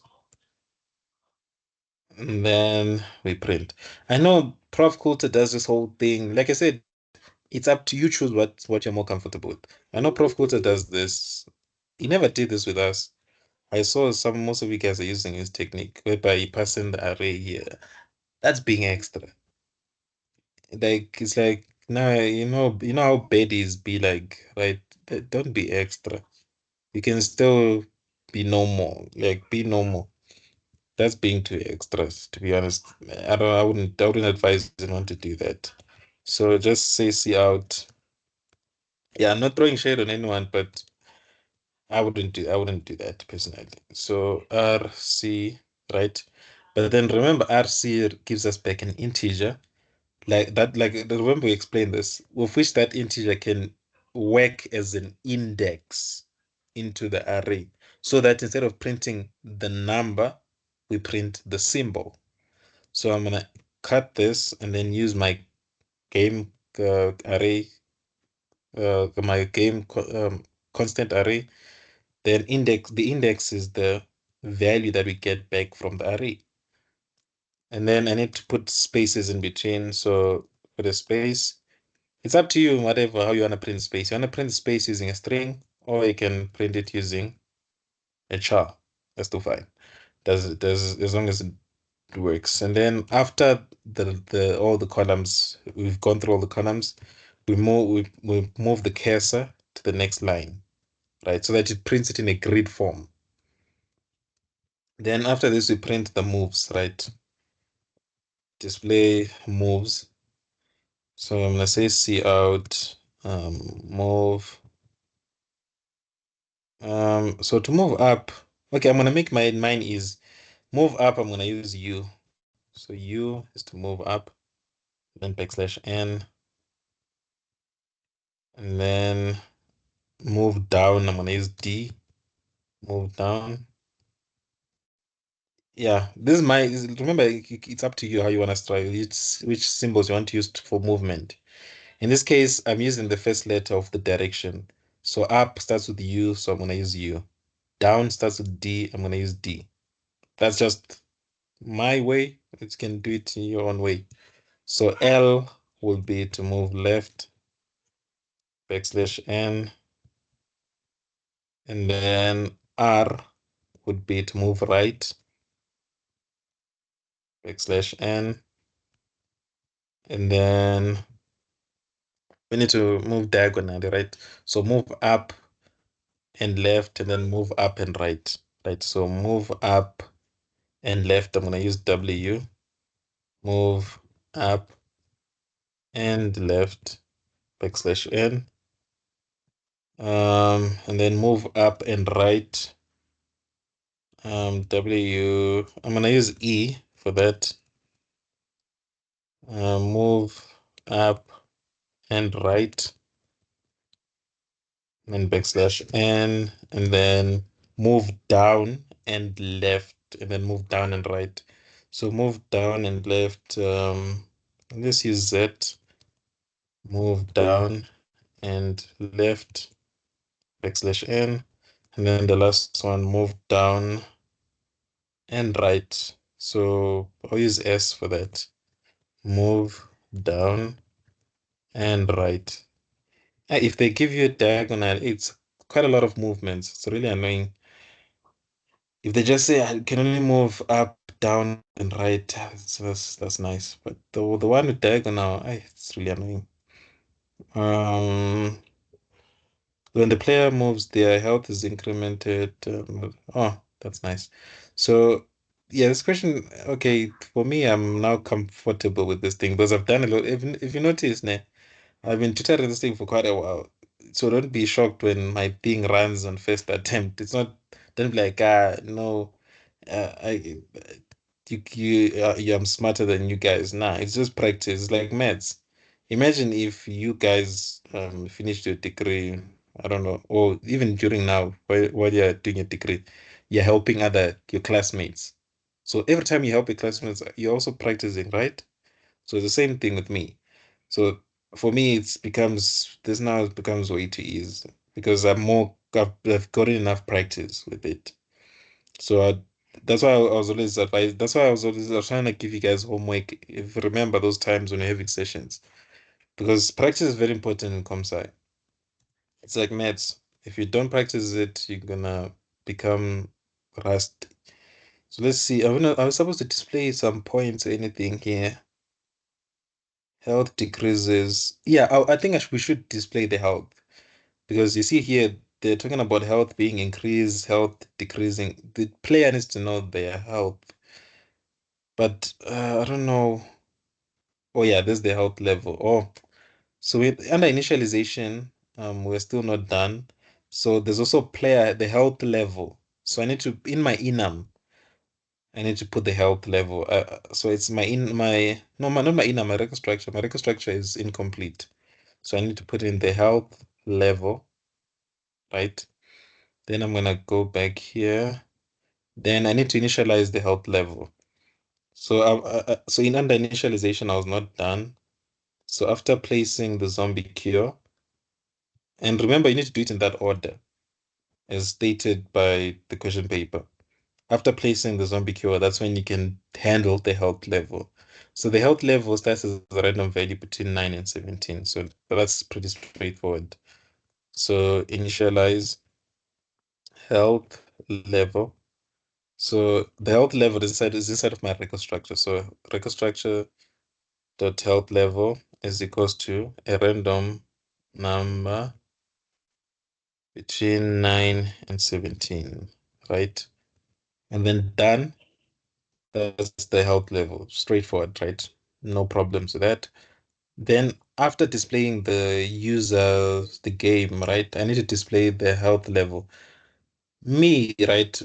I'm seeing something here and I'm deciding to you don't have to do this, right? I'm deciding to I'm planning something here. Let me see. So this is in my head, right? This is what I'm seeing. Like I'm just gonna show you, right, like this, and then it is move up and whatnot. So what I'm thinking is to draw like some stars, right? Then I output the health level, right? Health level. So that's what I'm thinking after the last movement, right? So I'm gonna say here, see out, and then I'm gonna print the stars. Oh, let me put in the hyphens. So let me print the hyphens like this, just for the aesthetic, right? And then after that, I print the health level. So I'm gonna say health level like this, and then recworld dot health level, and then end line character, and then I put the closing hyphens, right, like this, just to make it bit pretty, a bit, just for the aesthetic. And then, yeah, this is how the game would look. You can also put it like after printing, like here. That's up to you. You can do that. Yeah, I think I also do that there. Yeah. So this is just how I'm deciding to print it. So it makes it to make it beautiful. That's all. Then to destroy the game world, you need to make sure that the array is not null, right? Not null just means it's not empty, meaning it has something. So I'm gonna assert and say my array. And once got a question, I once asked a question of why don't we pass array and say if it's not equals to Well, if you pass R there, remember R is used in a for loop. So first of all, they are set, is this statement inside a for loop? Nope. So you can't pass R there. Let's say you want to pass a number. Let's say pass 9. This only check the ninth row, which is a problem. We want to check the whole game, basically all the rows and all the columns. So you see, you simply just don't put anything. That's how you check for everything. Not equals to null pointer. Remember, like I said, don't always do it my way. You can also use null here. There's null pointer null, which means exactly the same thing. You choose what you feel like using. Now, null, right, is from the language C. Null pointer or null PTR is from C++. They both work. It's up to you which one you want to use. So I need to go through all of my rows first, which are inside the record structure, R++. And since there's going to be 2 lines, I'm going to put curly braces for this for loop. If there was one, the curly braces are optional. And then I'm going to delete this column dimension for each of the rows, right? Then I need to make it point to null so that someone doesn't mistakenly try to use that same memory, right? So this now points to null pointer. Then after I've deleted all the dimensions for all the columns, for each column of each row, the dimension, now I can delete the rows, right? The rows dimension. And since I'm deleting all the rows, so I just simply remove that. And then don't forget to make it point to null pointer so that the user doesn't mistakenly try to access that array. And then we are done deallocating. And then now we are left with movement. I think everything else is fine. We're just left with movement. Yeah, so we need to have things like find player, all those things. Technically, right, like I said, it's up to you how you want to approach it. Technically, you could create a record structure, call it struct, and call it um, player location. And then the moment you place the player, you initialize this record structure to keep track of the player's location. You can do that. That's up to you. I once did this. Yeah, it's kind of cool. That means you don't have if only the player is the one who moves, then that means there will be no need for a find player function because you have a record structure that keeps track of the coordinates of the player. So you can do that. But I don't want to introduce anything new to confuse you guys, but you can also do that. And so that means you only define player function. So let's see. The player can move, the player moves player as a location. Yeah, so the only thing that moves is the player. So I can actually introduce this thing that I'm talking about, the player's location. So what I would do, right? I'll put the player's location under game. So remember, C++ reads from top to bottom. So I want to put it inside here. So obviously I must declare it above the record structure for game. So struct player location, right?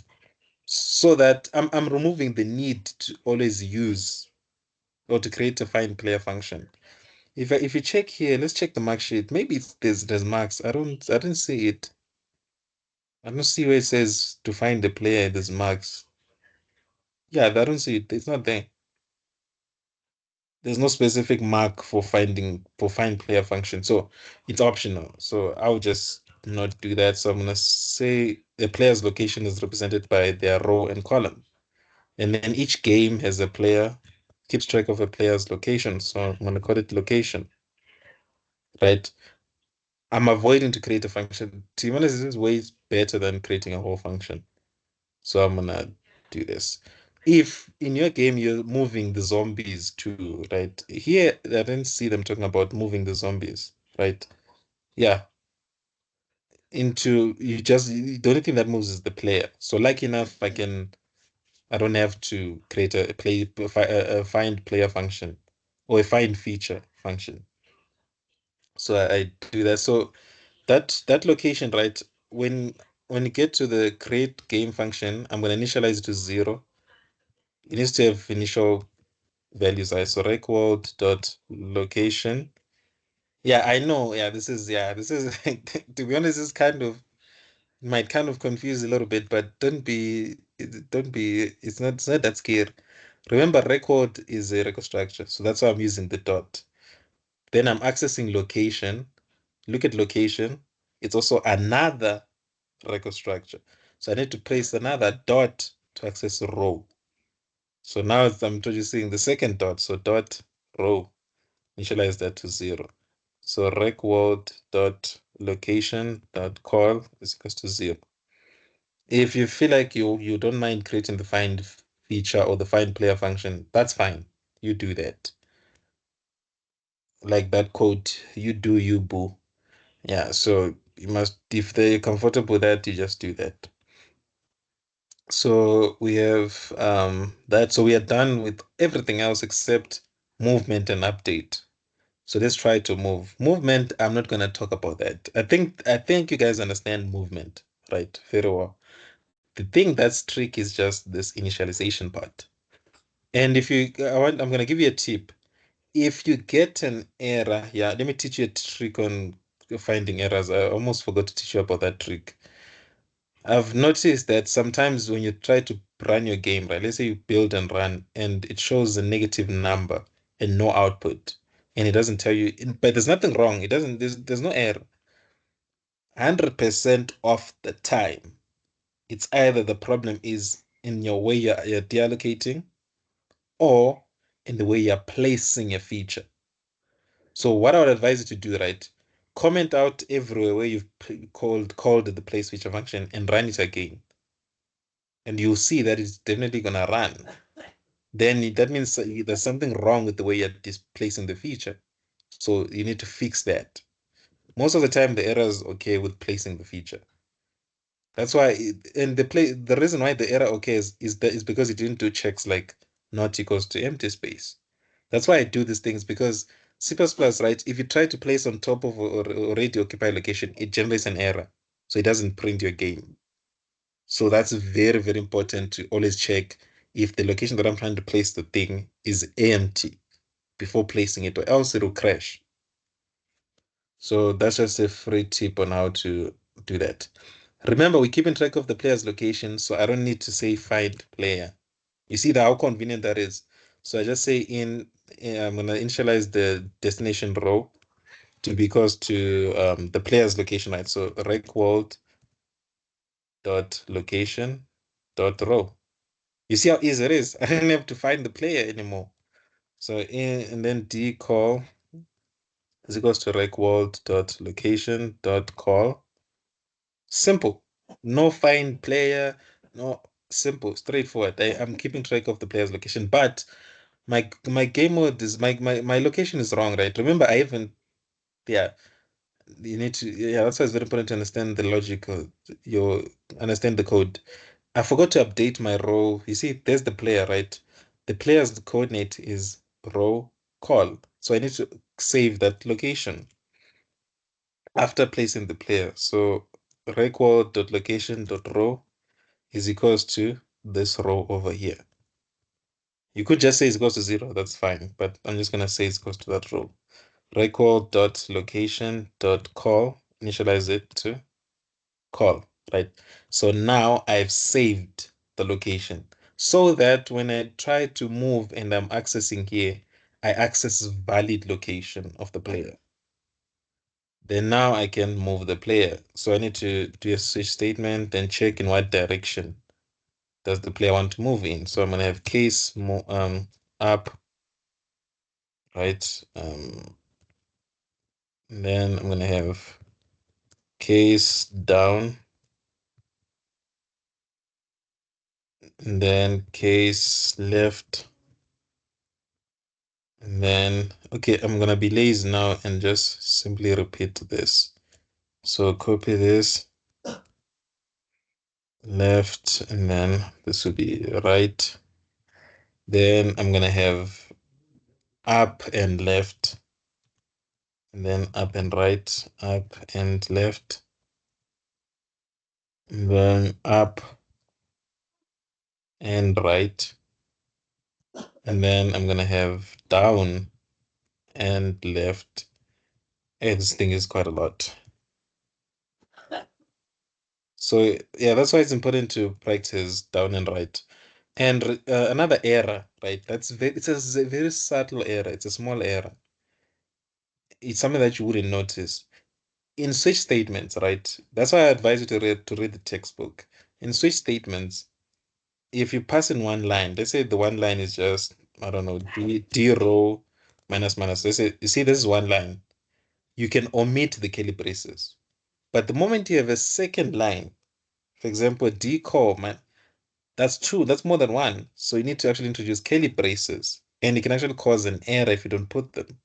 My advice, just put them. Even if there's one thing, one line, just always put the curly braces so that you avoid that error. It's a very small error, and C++ doesn't know how to tell you that's the error. It just shouts at you, just says something went wrong. I don't know what it is, but I know something went wrong. You don't want that. So always put curly braces in each of your cases, even if there's one line. So to move up, right, that's subtracting the row. So d row minus minus. And then to move down, you increase the row. And then to move left, left and right is related to columns. So to move left, you need to reduce the column. So decol minus minus. And then to move right, you increment the column. So decol plus plus. And then to move up and left, you need to, it's simple. You write the one for up and then you write the one for left, right? Because it's up and left, if you understand English. So up and left. So I need to do up. How do I move up? Remember, we talked about move up. There is here. So I need to write that. It's D row minus minus. And then move left, it's what? D call minus minus, right? So that's basically how you do it. So you just use your previous understanding to count to move diagonal. So move up and right, we know we understand that it's D row minus minus, and then D call plus plus. That's how you move to the right, because remember, right is columns, right? Yeah, tickets are not muting. Hey, you have a weird habit. And then down and left. So you're gonna move down. Downwards, it's incrementing the row. So D row plus, and then left, it's the columns, right? Left is decreasing. So D core minus minus, and then down and right. So down, we did discuss that's D row plus plus. Right, it's increasing the columns. So D core plus plus, like this, right? Then after the switch statement, right, we need to move the player, but this is a high risk of you moving outside of the game world.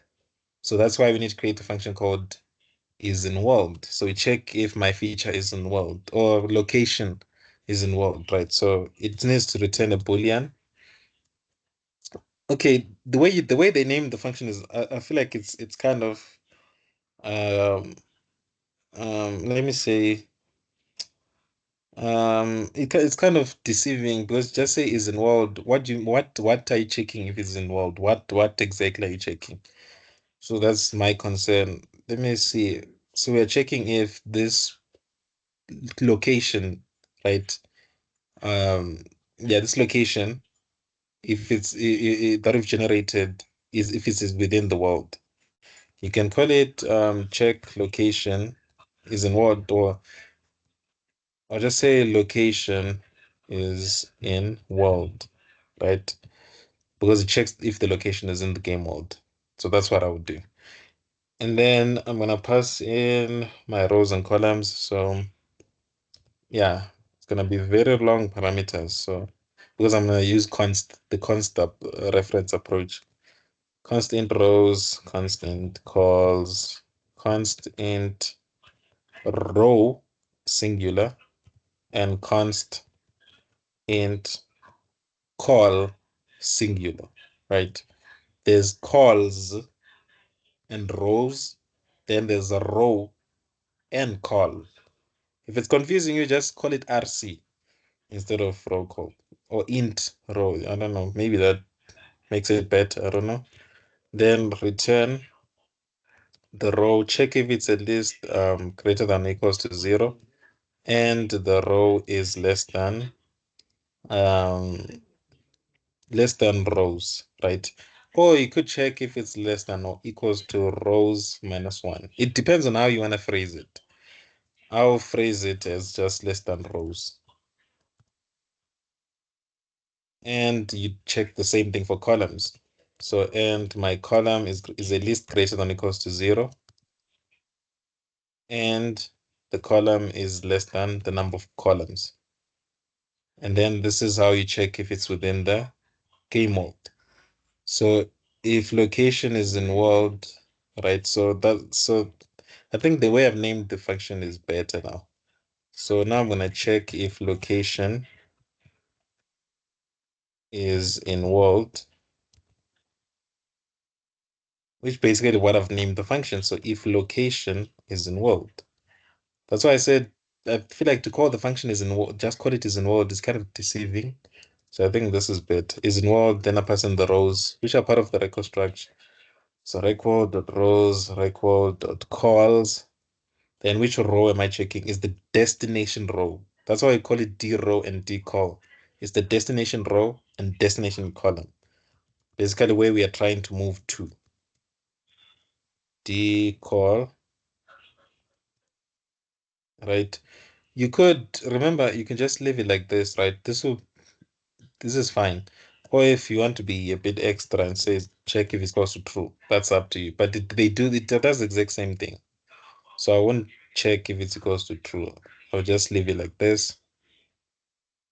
Right, then what we're going to do is we're going to check on the movement. What are we supposed to check? The player cannot move outside the boundaries of the world. We checked that. So this part of location is in world. We checked that. That's the part about, that's the first bullet. So the first bullet has been handled. So this part, I'll just do this. So that's done. The player can move in any location, in one location at a time, any direction, including diagonal. Right, so we movement did do that. That's a switch statement. When the player moves into the same location as a health supplement. So I need to check if the player has tried to move into the location of a health supplement. So check if player is trying to move to the same location as a health supplement. Yeah, they said health supplement, right? Yeah. So I'm gonna say if my in my array at that specific location, destination row and destination column.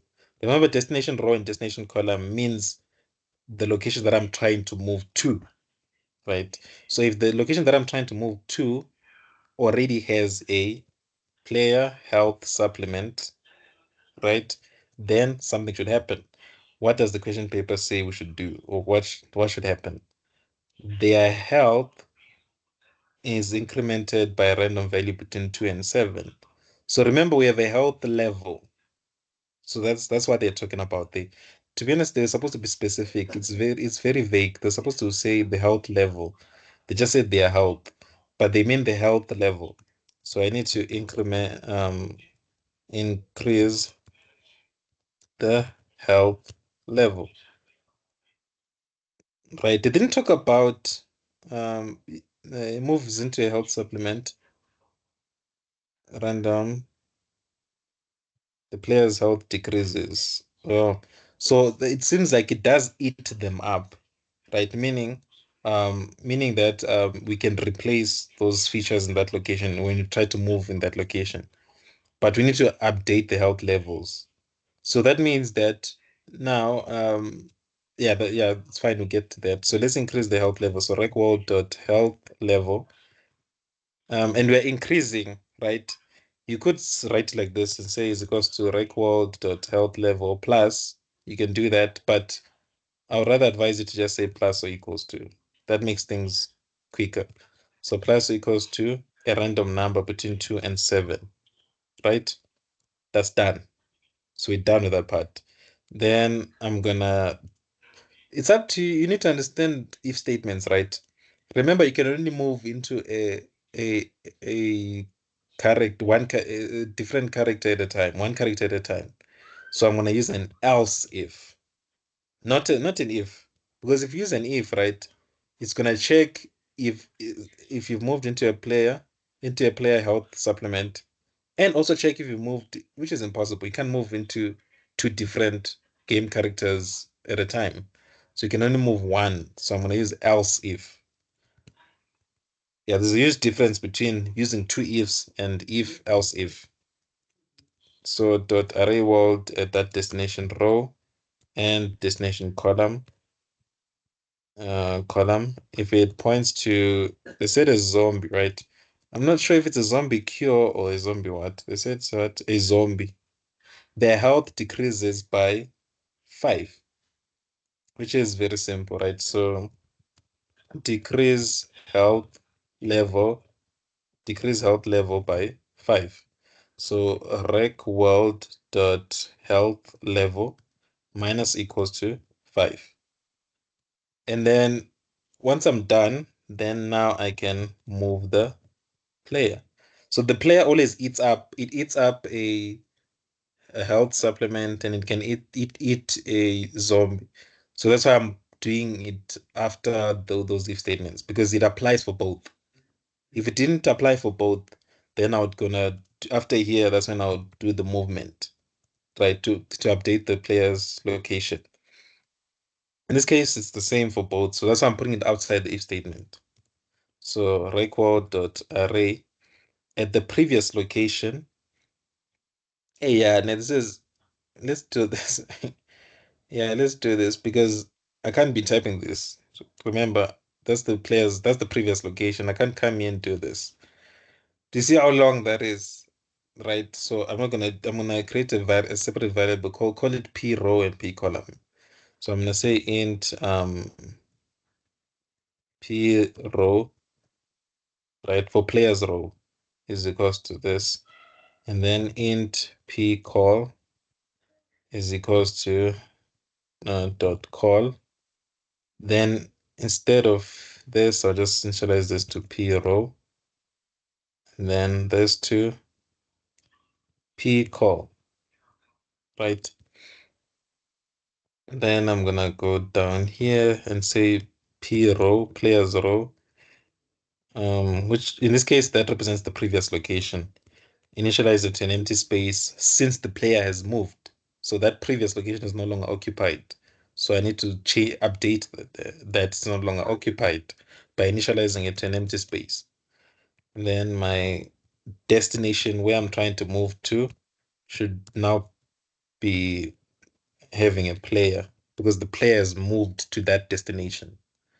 And then since the player has moved to that destination, that's the difference between using a find feature function and a record structure for the player's location. I need to continuously update the player's location after the player has moved, right? So now I need to update the player's location since the player has moved to a different location. So that means I'm going to say record dot location dot row is now equals to d row because the player, you see the player is now at that destination row and destination column. So I need to update the player's location. So record dot location dot call is equals to d call. I think I passed it by reference, right? The record structure. It should update it. Yeah, passed it by reference. So it should update the information. Yeah. So that's fine. And then what else? Yeah, and then the update. So at each iteration, there is a 10% probability that a new zombie would appear in any location. let's do this, right? Only this once. Let's create a separate function called update, because if I try to do it in a different way, yeah, it's not gonna work. So it's gonna work, but it's gonna be like I'm gonna have too much code inside of my move player function. So let's create a function called update. Okay, the update function, you don't actually need to call it inside main. Technically, you don't have to. So I'm gonna choose the approach of not calling it inside main. So here, after moving the player, right? Remember, this is where we move the player. After that if statement, we need to update the game, right? That's where we call the update function. So since I'm calling it there, I need to declare the update function above the move player. So void update. It takes in the game. Since it's updating it, I'm passing it by reference. So it takes reqwald, right? And it's up to you. You can call it in, you can decide to call it inside your main, but I'm gonna decide not to do that. I'm only gonna have movement functions inside of my main, and allocation and deallocation. So at each iteration, there is a 10% probability that a new zombie could appear. At each iteration, right? So that's why I'm calling it inside the move function, because the move function is called at each iteration. So there's a 10% probability that a new zombie could be introduced. You could create a variable, a constant for that. Let's do that. Let me create a constant. Only this once. I want to create a constant for my probability of introducing a new zombie. So constant for probability of introducing a new zombie. So const int new zombie chance. Let's call it chance. Just start taking a small a short name. It has 10% probability, right? You don't have to create the constant. You can just use 10. That's fine.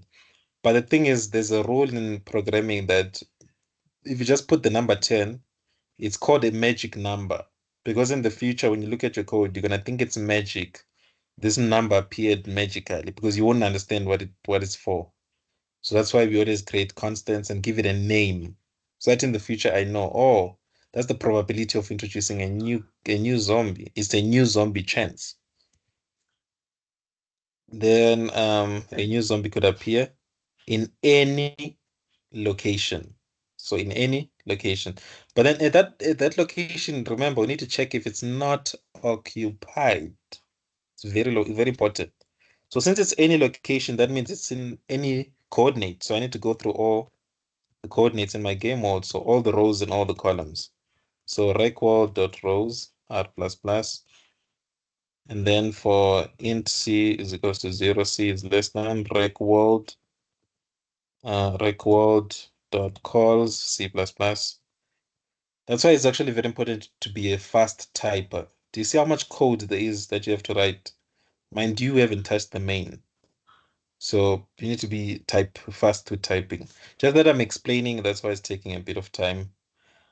I think for me, I would need at least maybe an hour at most. Should be fine.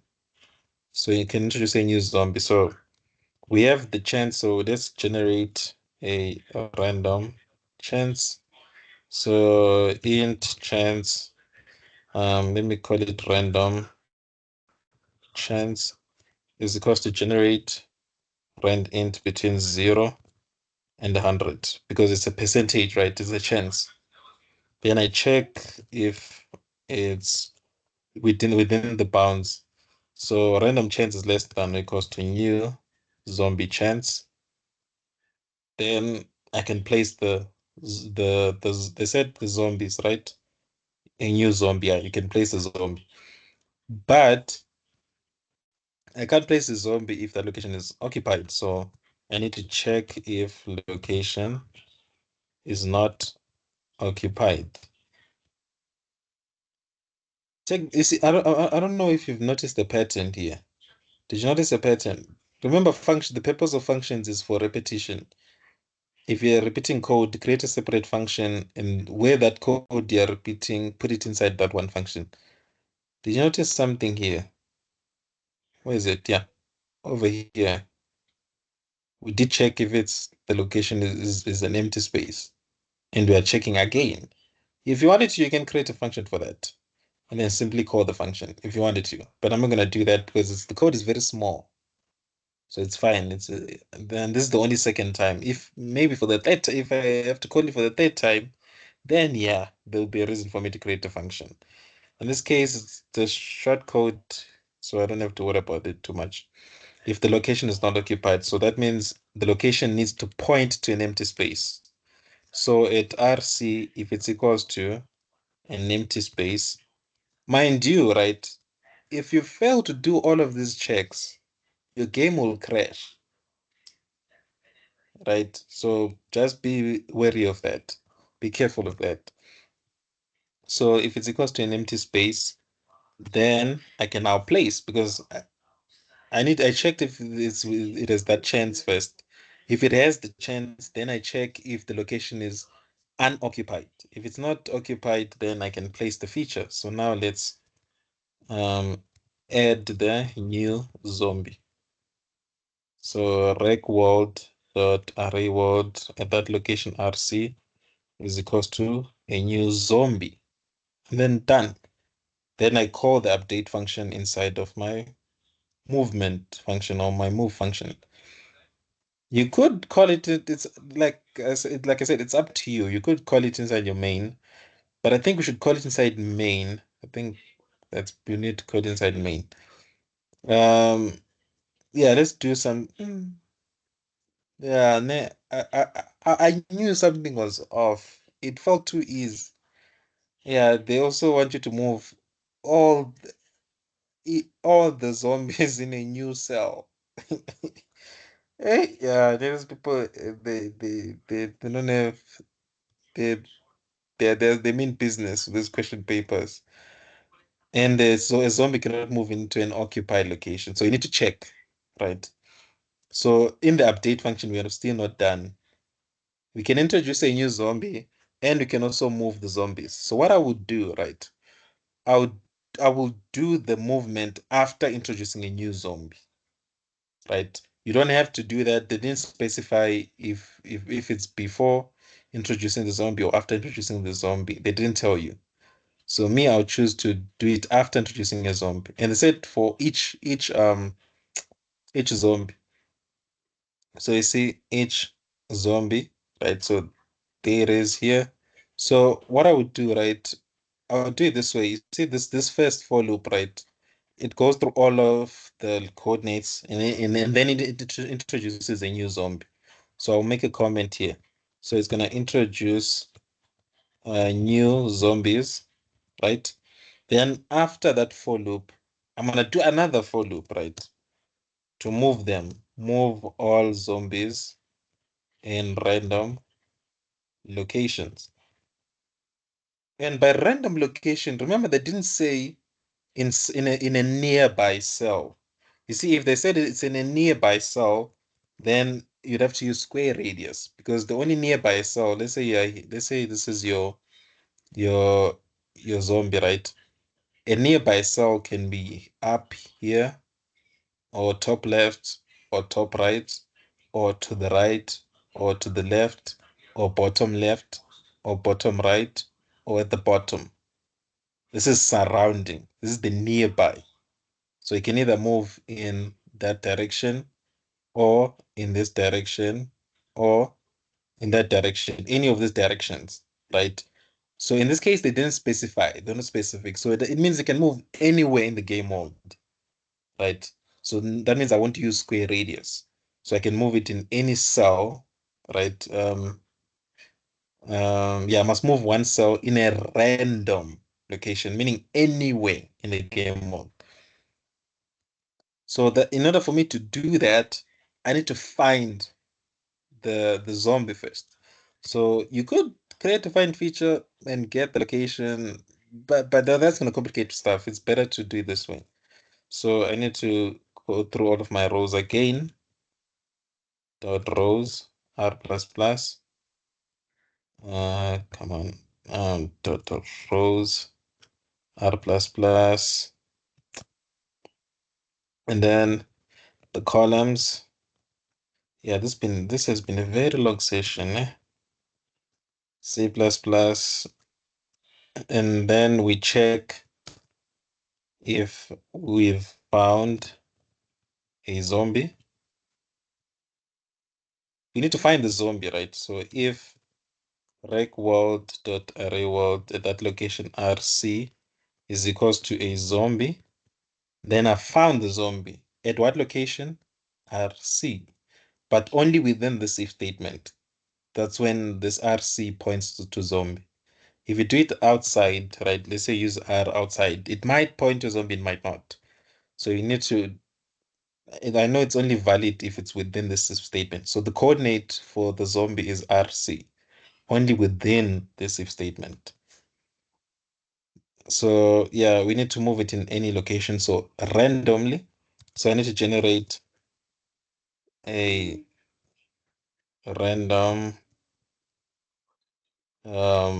location, right? So I'm gonna have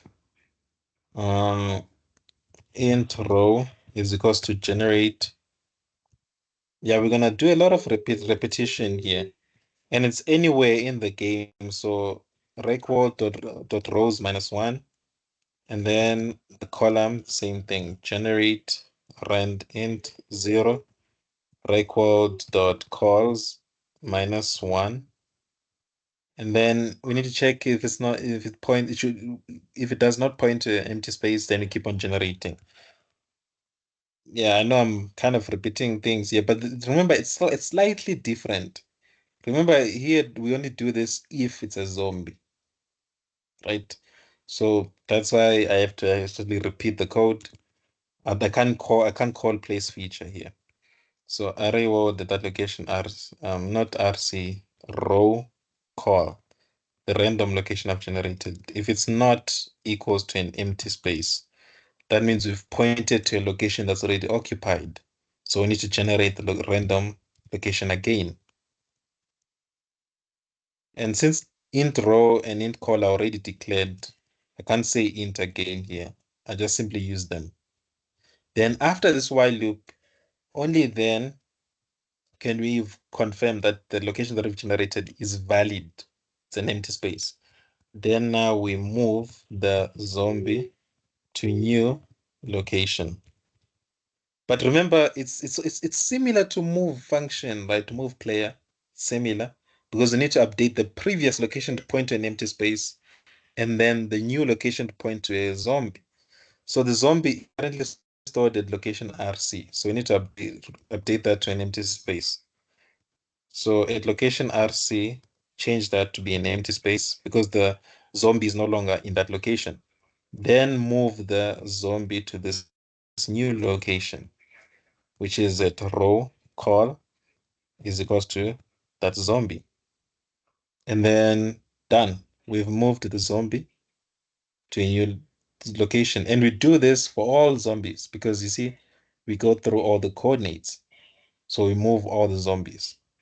And then you're officially done with the question paper. I think you'll be done with the question paper. Okay, no, almost the end game, which is just simply if statement. So basically you're done with the question paper.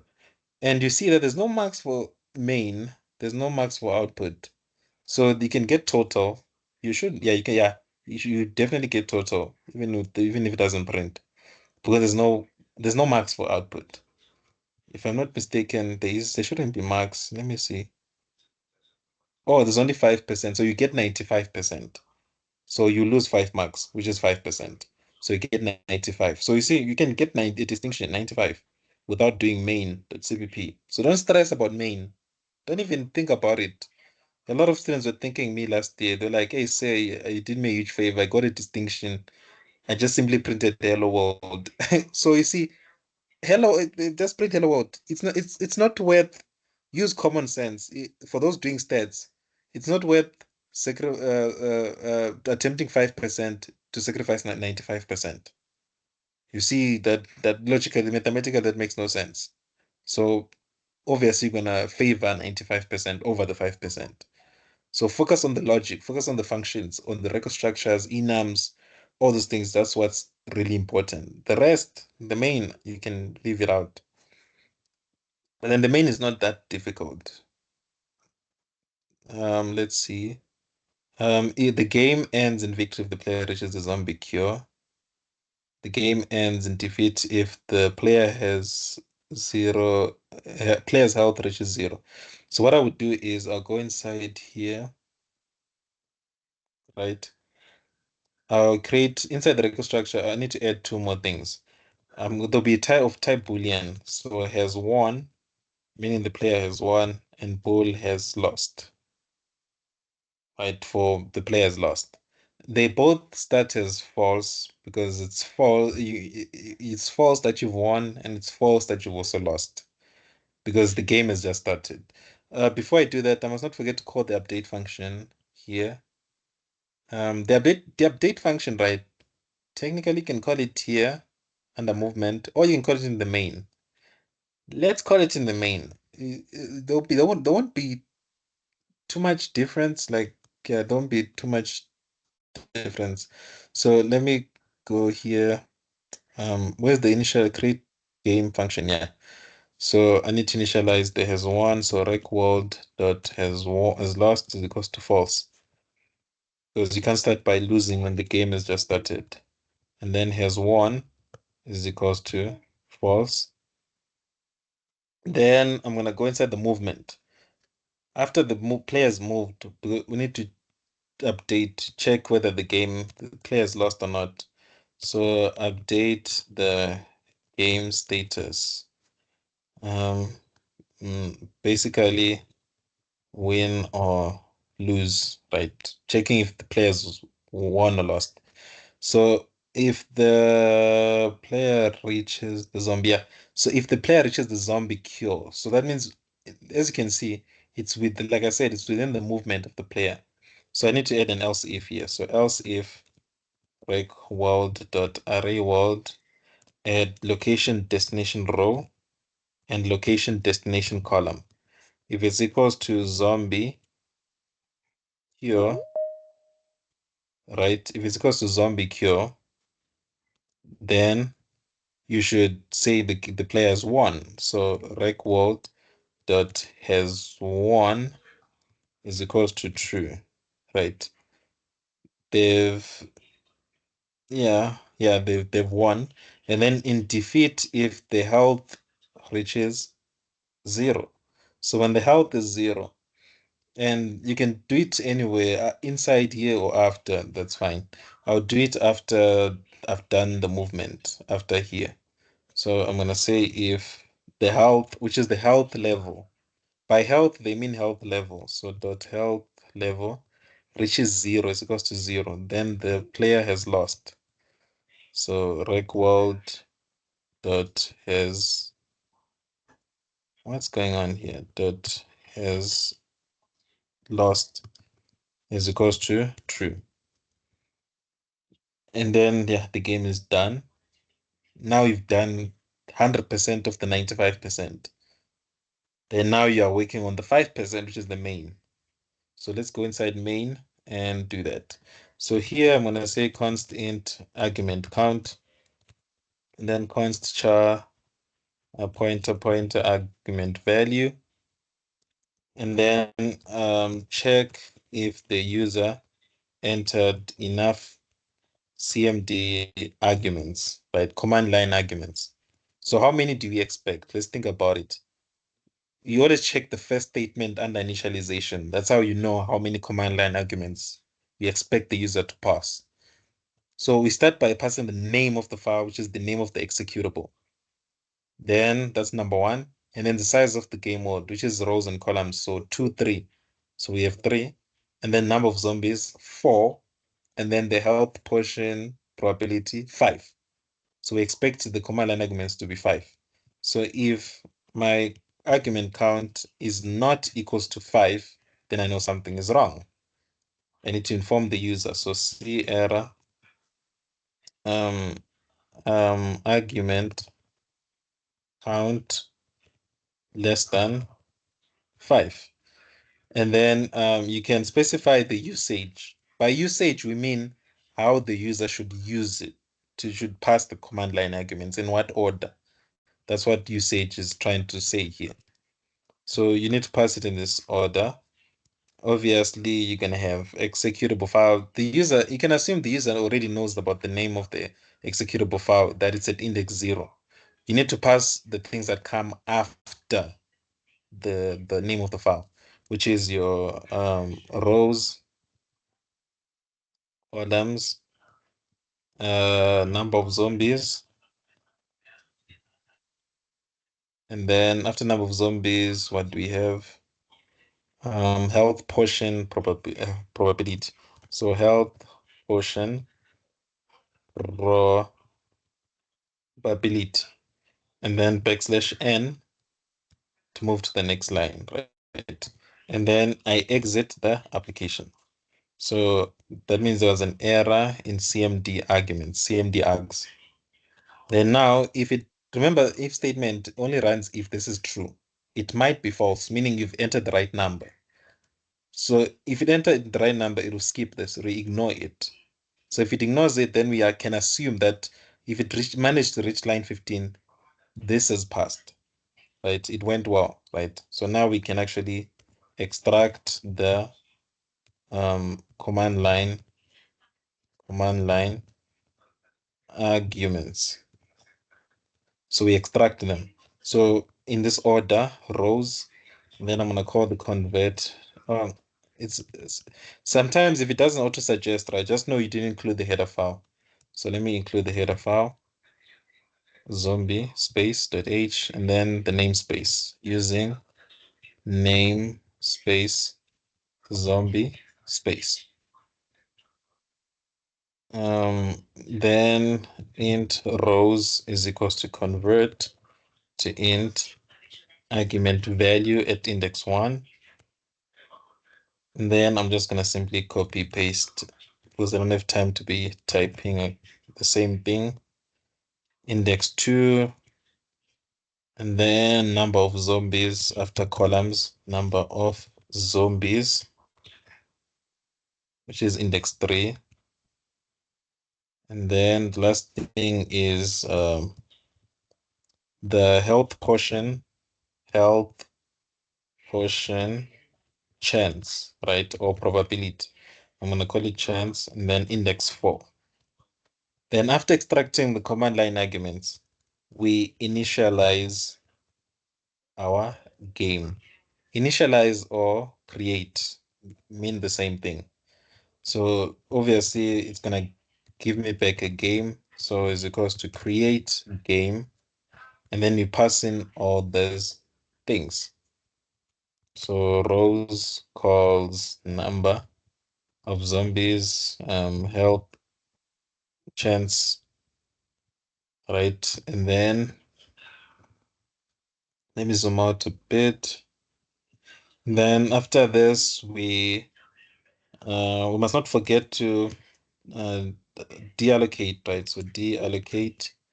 So I need to call the function destroy game, which takes in rec world. Then in between here, this is when we need this is where we need the do while, right? So we need the do while loop.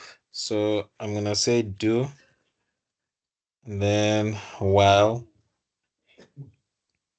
do while option. So we're gonna have an option. So I'm gonna create the character char option, initialize it to to be nothing, right? To empty.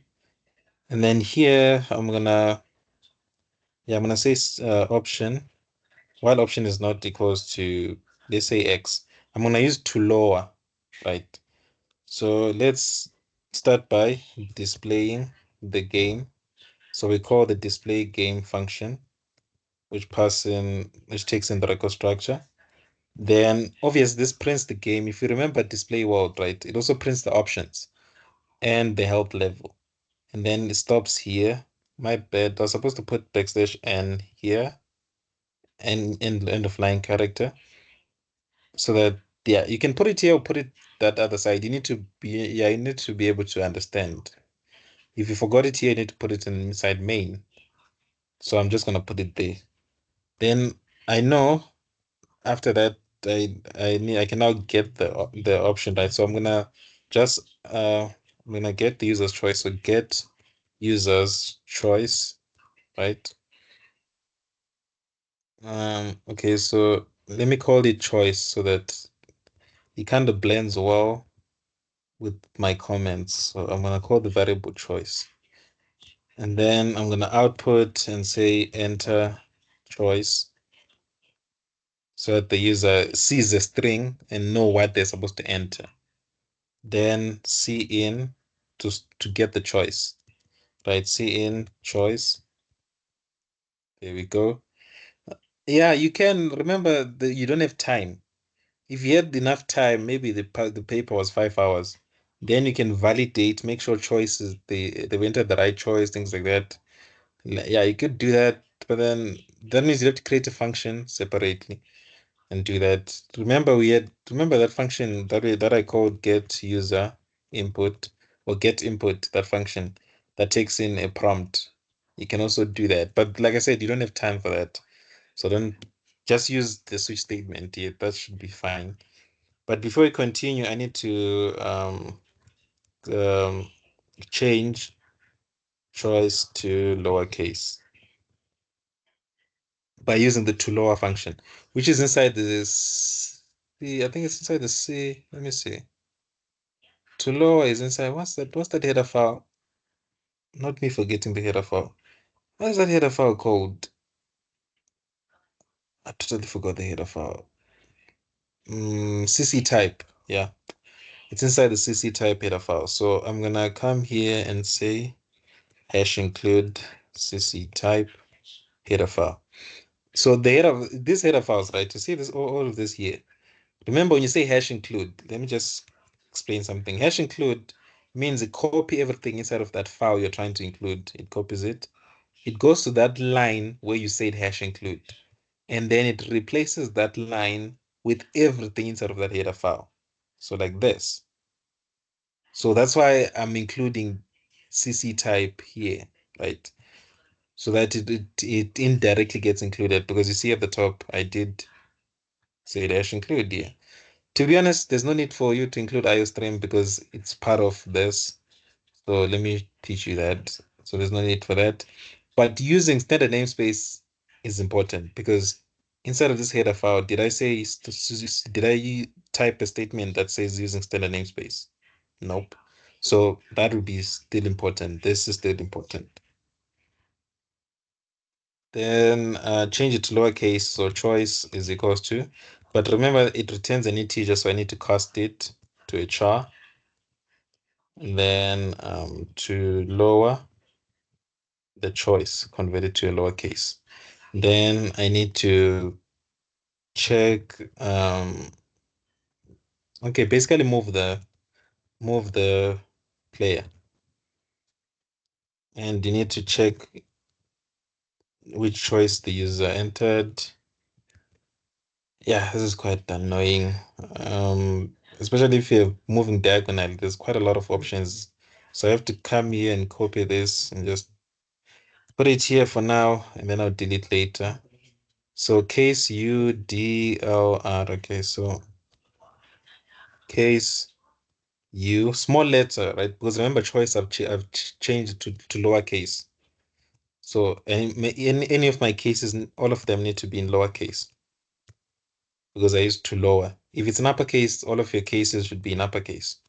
So up, left, down, left, right. So down, and I remember that's a D, and then left, that's an L, not a one. This is not a one, eh? It's an L, and then R for right, and then after right we have okay, so I can delete this since I already done that. WEZS. So WE left, right. No, what is this? Up and left is W. So this will be up and left. And then this will be up and right, which is E.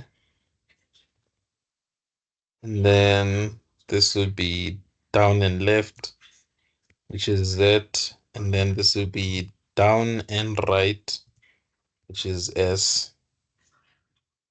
Yeah. So we have that. So let's move the player. So I need to call the move player function. So move player, which is pretty straightforward, comma, the direction. Are you moving up, down, left? So it's those constants. So I'm moving up. I have a constant called up. And then since there's a D here, it means this is down. And then L, this means left. And then R, it means right. Yeah, I think today's session it's one of the longest sessions we've had today.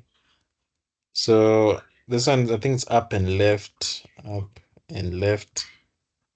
then up and right, and then this is down and left, down and left, and then this is down and right, right? Then after the switch statement, right, I need to update my game. I need to call the update function. So update, and then takes in the rec world. Then it's up to you where you place the checks, right? It's up to you. But what I always advise me is you do the checks after displaying the game mode. But remember, the game needs to end. So the user can win or lose. So you do that after displaying the game. Why am I doing that? So that you see the final state of the game before closing the game. So here, check if player has won. Remember, we're using the has won and has lost variables. So if rec world dot has lost or has won, and then else if rec world dot has lost, then we do something. So let's print. So just simply printing, that's all we do. So here, what I would do is I'll start by printing end of line character. Then I'll display the output. So here I'll just put the hyphens, right? And then end of line character. So I'll just simply use \n. And then here I'm gonna say C out, and then I'm gonna say congratulations, you won the game. But what does it mean to win? Or you've reached the zombie cure. So I'm gonna phrase it in that way. You've reached the zombie cure. And then \n, and then semicolon. So that means I need to add more hyphens here, right? Like this. Let me zoom out a bit. Then after this, I need to also add it at the bottom here. Yeah, so it's gonna print like this. Congratulations, you've reached the zombie cure. So I'm gonna add some exclamation marks there. Then I'm gonna pretty much repeat this under has lost, but instead of congratulations, it's gonna be, I don't know, unfortunately, and then I phrase it based on the paper. How health reaches zero.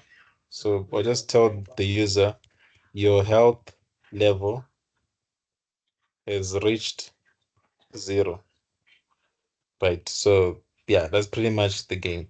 Yeah, and then this is the full game. It should run now. So let me set the command line arguments. So go to project and then set program arguments. So we need to pass in this order. So I'm gonna say 25 rows, 25 columns. The number of zombies, let's say, let's start small, let's say 4. Because remember, you also add more zombies.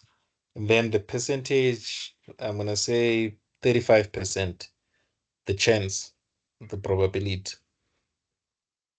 And then let's try to build and run. Oh, my bad.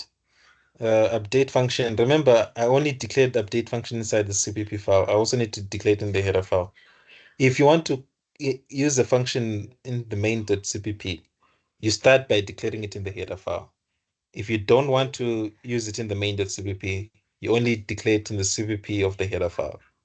So in this case, that was the plan. But then now I've changed my mind. I want to use it in the main. So I also need to declare it here.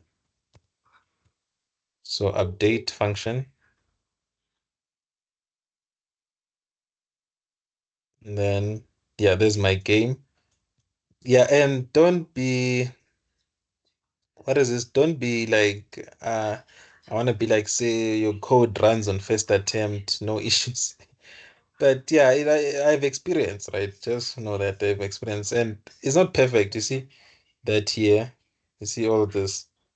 It's not structured well. So I forgot to put a backslash n here. And then here I also forgot to put a backslash n. So let me do that. Let me do that. Inside print, where's the display world function? Yeah. So I forgot to put a backslash n here. And then I forgot to put a backslash n here. Yeah, it takes experience. So build and run. Yeah. So now it's fine. And then there's the help level. And then you can play your game. Yeah, there's quite a lot, man. Yeah, it's quite a lot. Yeah, but then that's the percentage that they said we should use for, what is this? Is it the percentage? Where is this thing? Um, let's look at the placement. Oh, I chose a very big probability. That's why. Let me not choose 35%. Yeah, I see. It becomes quite a lot. Let's choose 5%. So that the odds, if you know stats, right? If 5% is lower than 35, so there's a smaller probability, right? So you see now there's less of those health symbols, right? So there's my gain. And then we can move up and down. So let's try to move left, right? So it moves here to here. So let's see if it's going to work. So move left. Yeah, it did move, you see. So movement is working. So I forgot to clear the screen every time after I've printed. So let's do that. So after printing, or right before printing, clear the screen. If you're using VPL, that's why I advise code blocks. If you're using VPL, VPL is using a different operating system. I know you, but you don't get it. You're still first years. You might be like, yeah, Mara, VPL. I'm opening the browser on a Windows laptop most. Well, the operating system. Remember, VPL is on the cloud, so the operating system it uses on the cloud is not Windows. So it's the same operating system or the same features as a MacBook. So you don't say CLS if you want to clear, you say clear. So if you're using a what is this, a VPL, you have to actually check this. There's some you need to check. You need to do this. You're gonna say if defined something like this, and then you say underscore win 32, all these things underscore. Basically, check the operating system. Is it Windows? Is it what? You'd have to check that before you print. So yeah, I would advise to stick to code blocks, or else CLS won't work. It will crash if you type this on VPL. It will crash. So that's why I prefer code blocks. So system CLS, and then it should, yeah, and then that's the game. Yeah, this is the full game. So if you did attempt, you can now check where you went wrong. And then move left. And then there's the players moved. Before I forget, we forgot to seed the random generator, right? So seed, so that you see that the game is printed, it gave us the same output. So it's not really random. So we need to seed the random number generator so that it generates a different random numbers every time we run it. So I'm going to use the srand function, pass in the time function, and pass in now pointer as the input. And then that's the game. This is everything you needed to do. then you get your 100%. So that's it for today. If you have any questions, just send them in the group. Hope you guys have a lovely evening.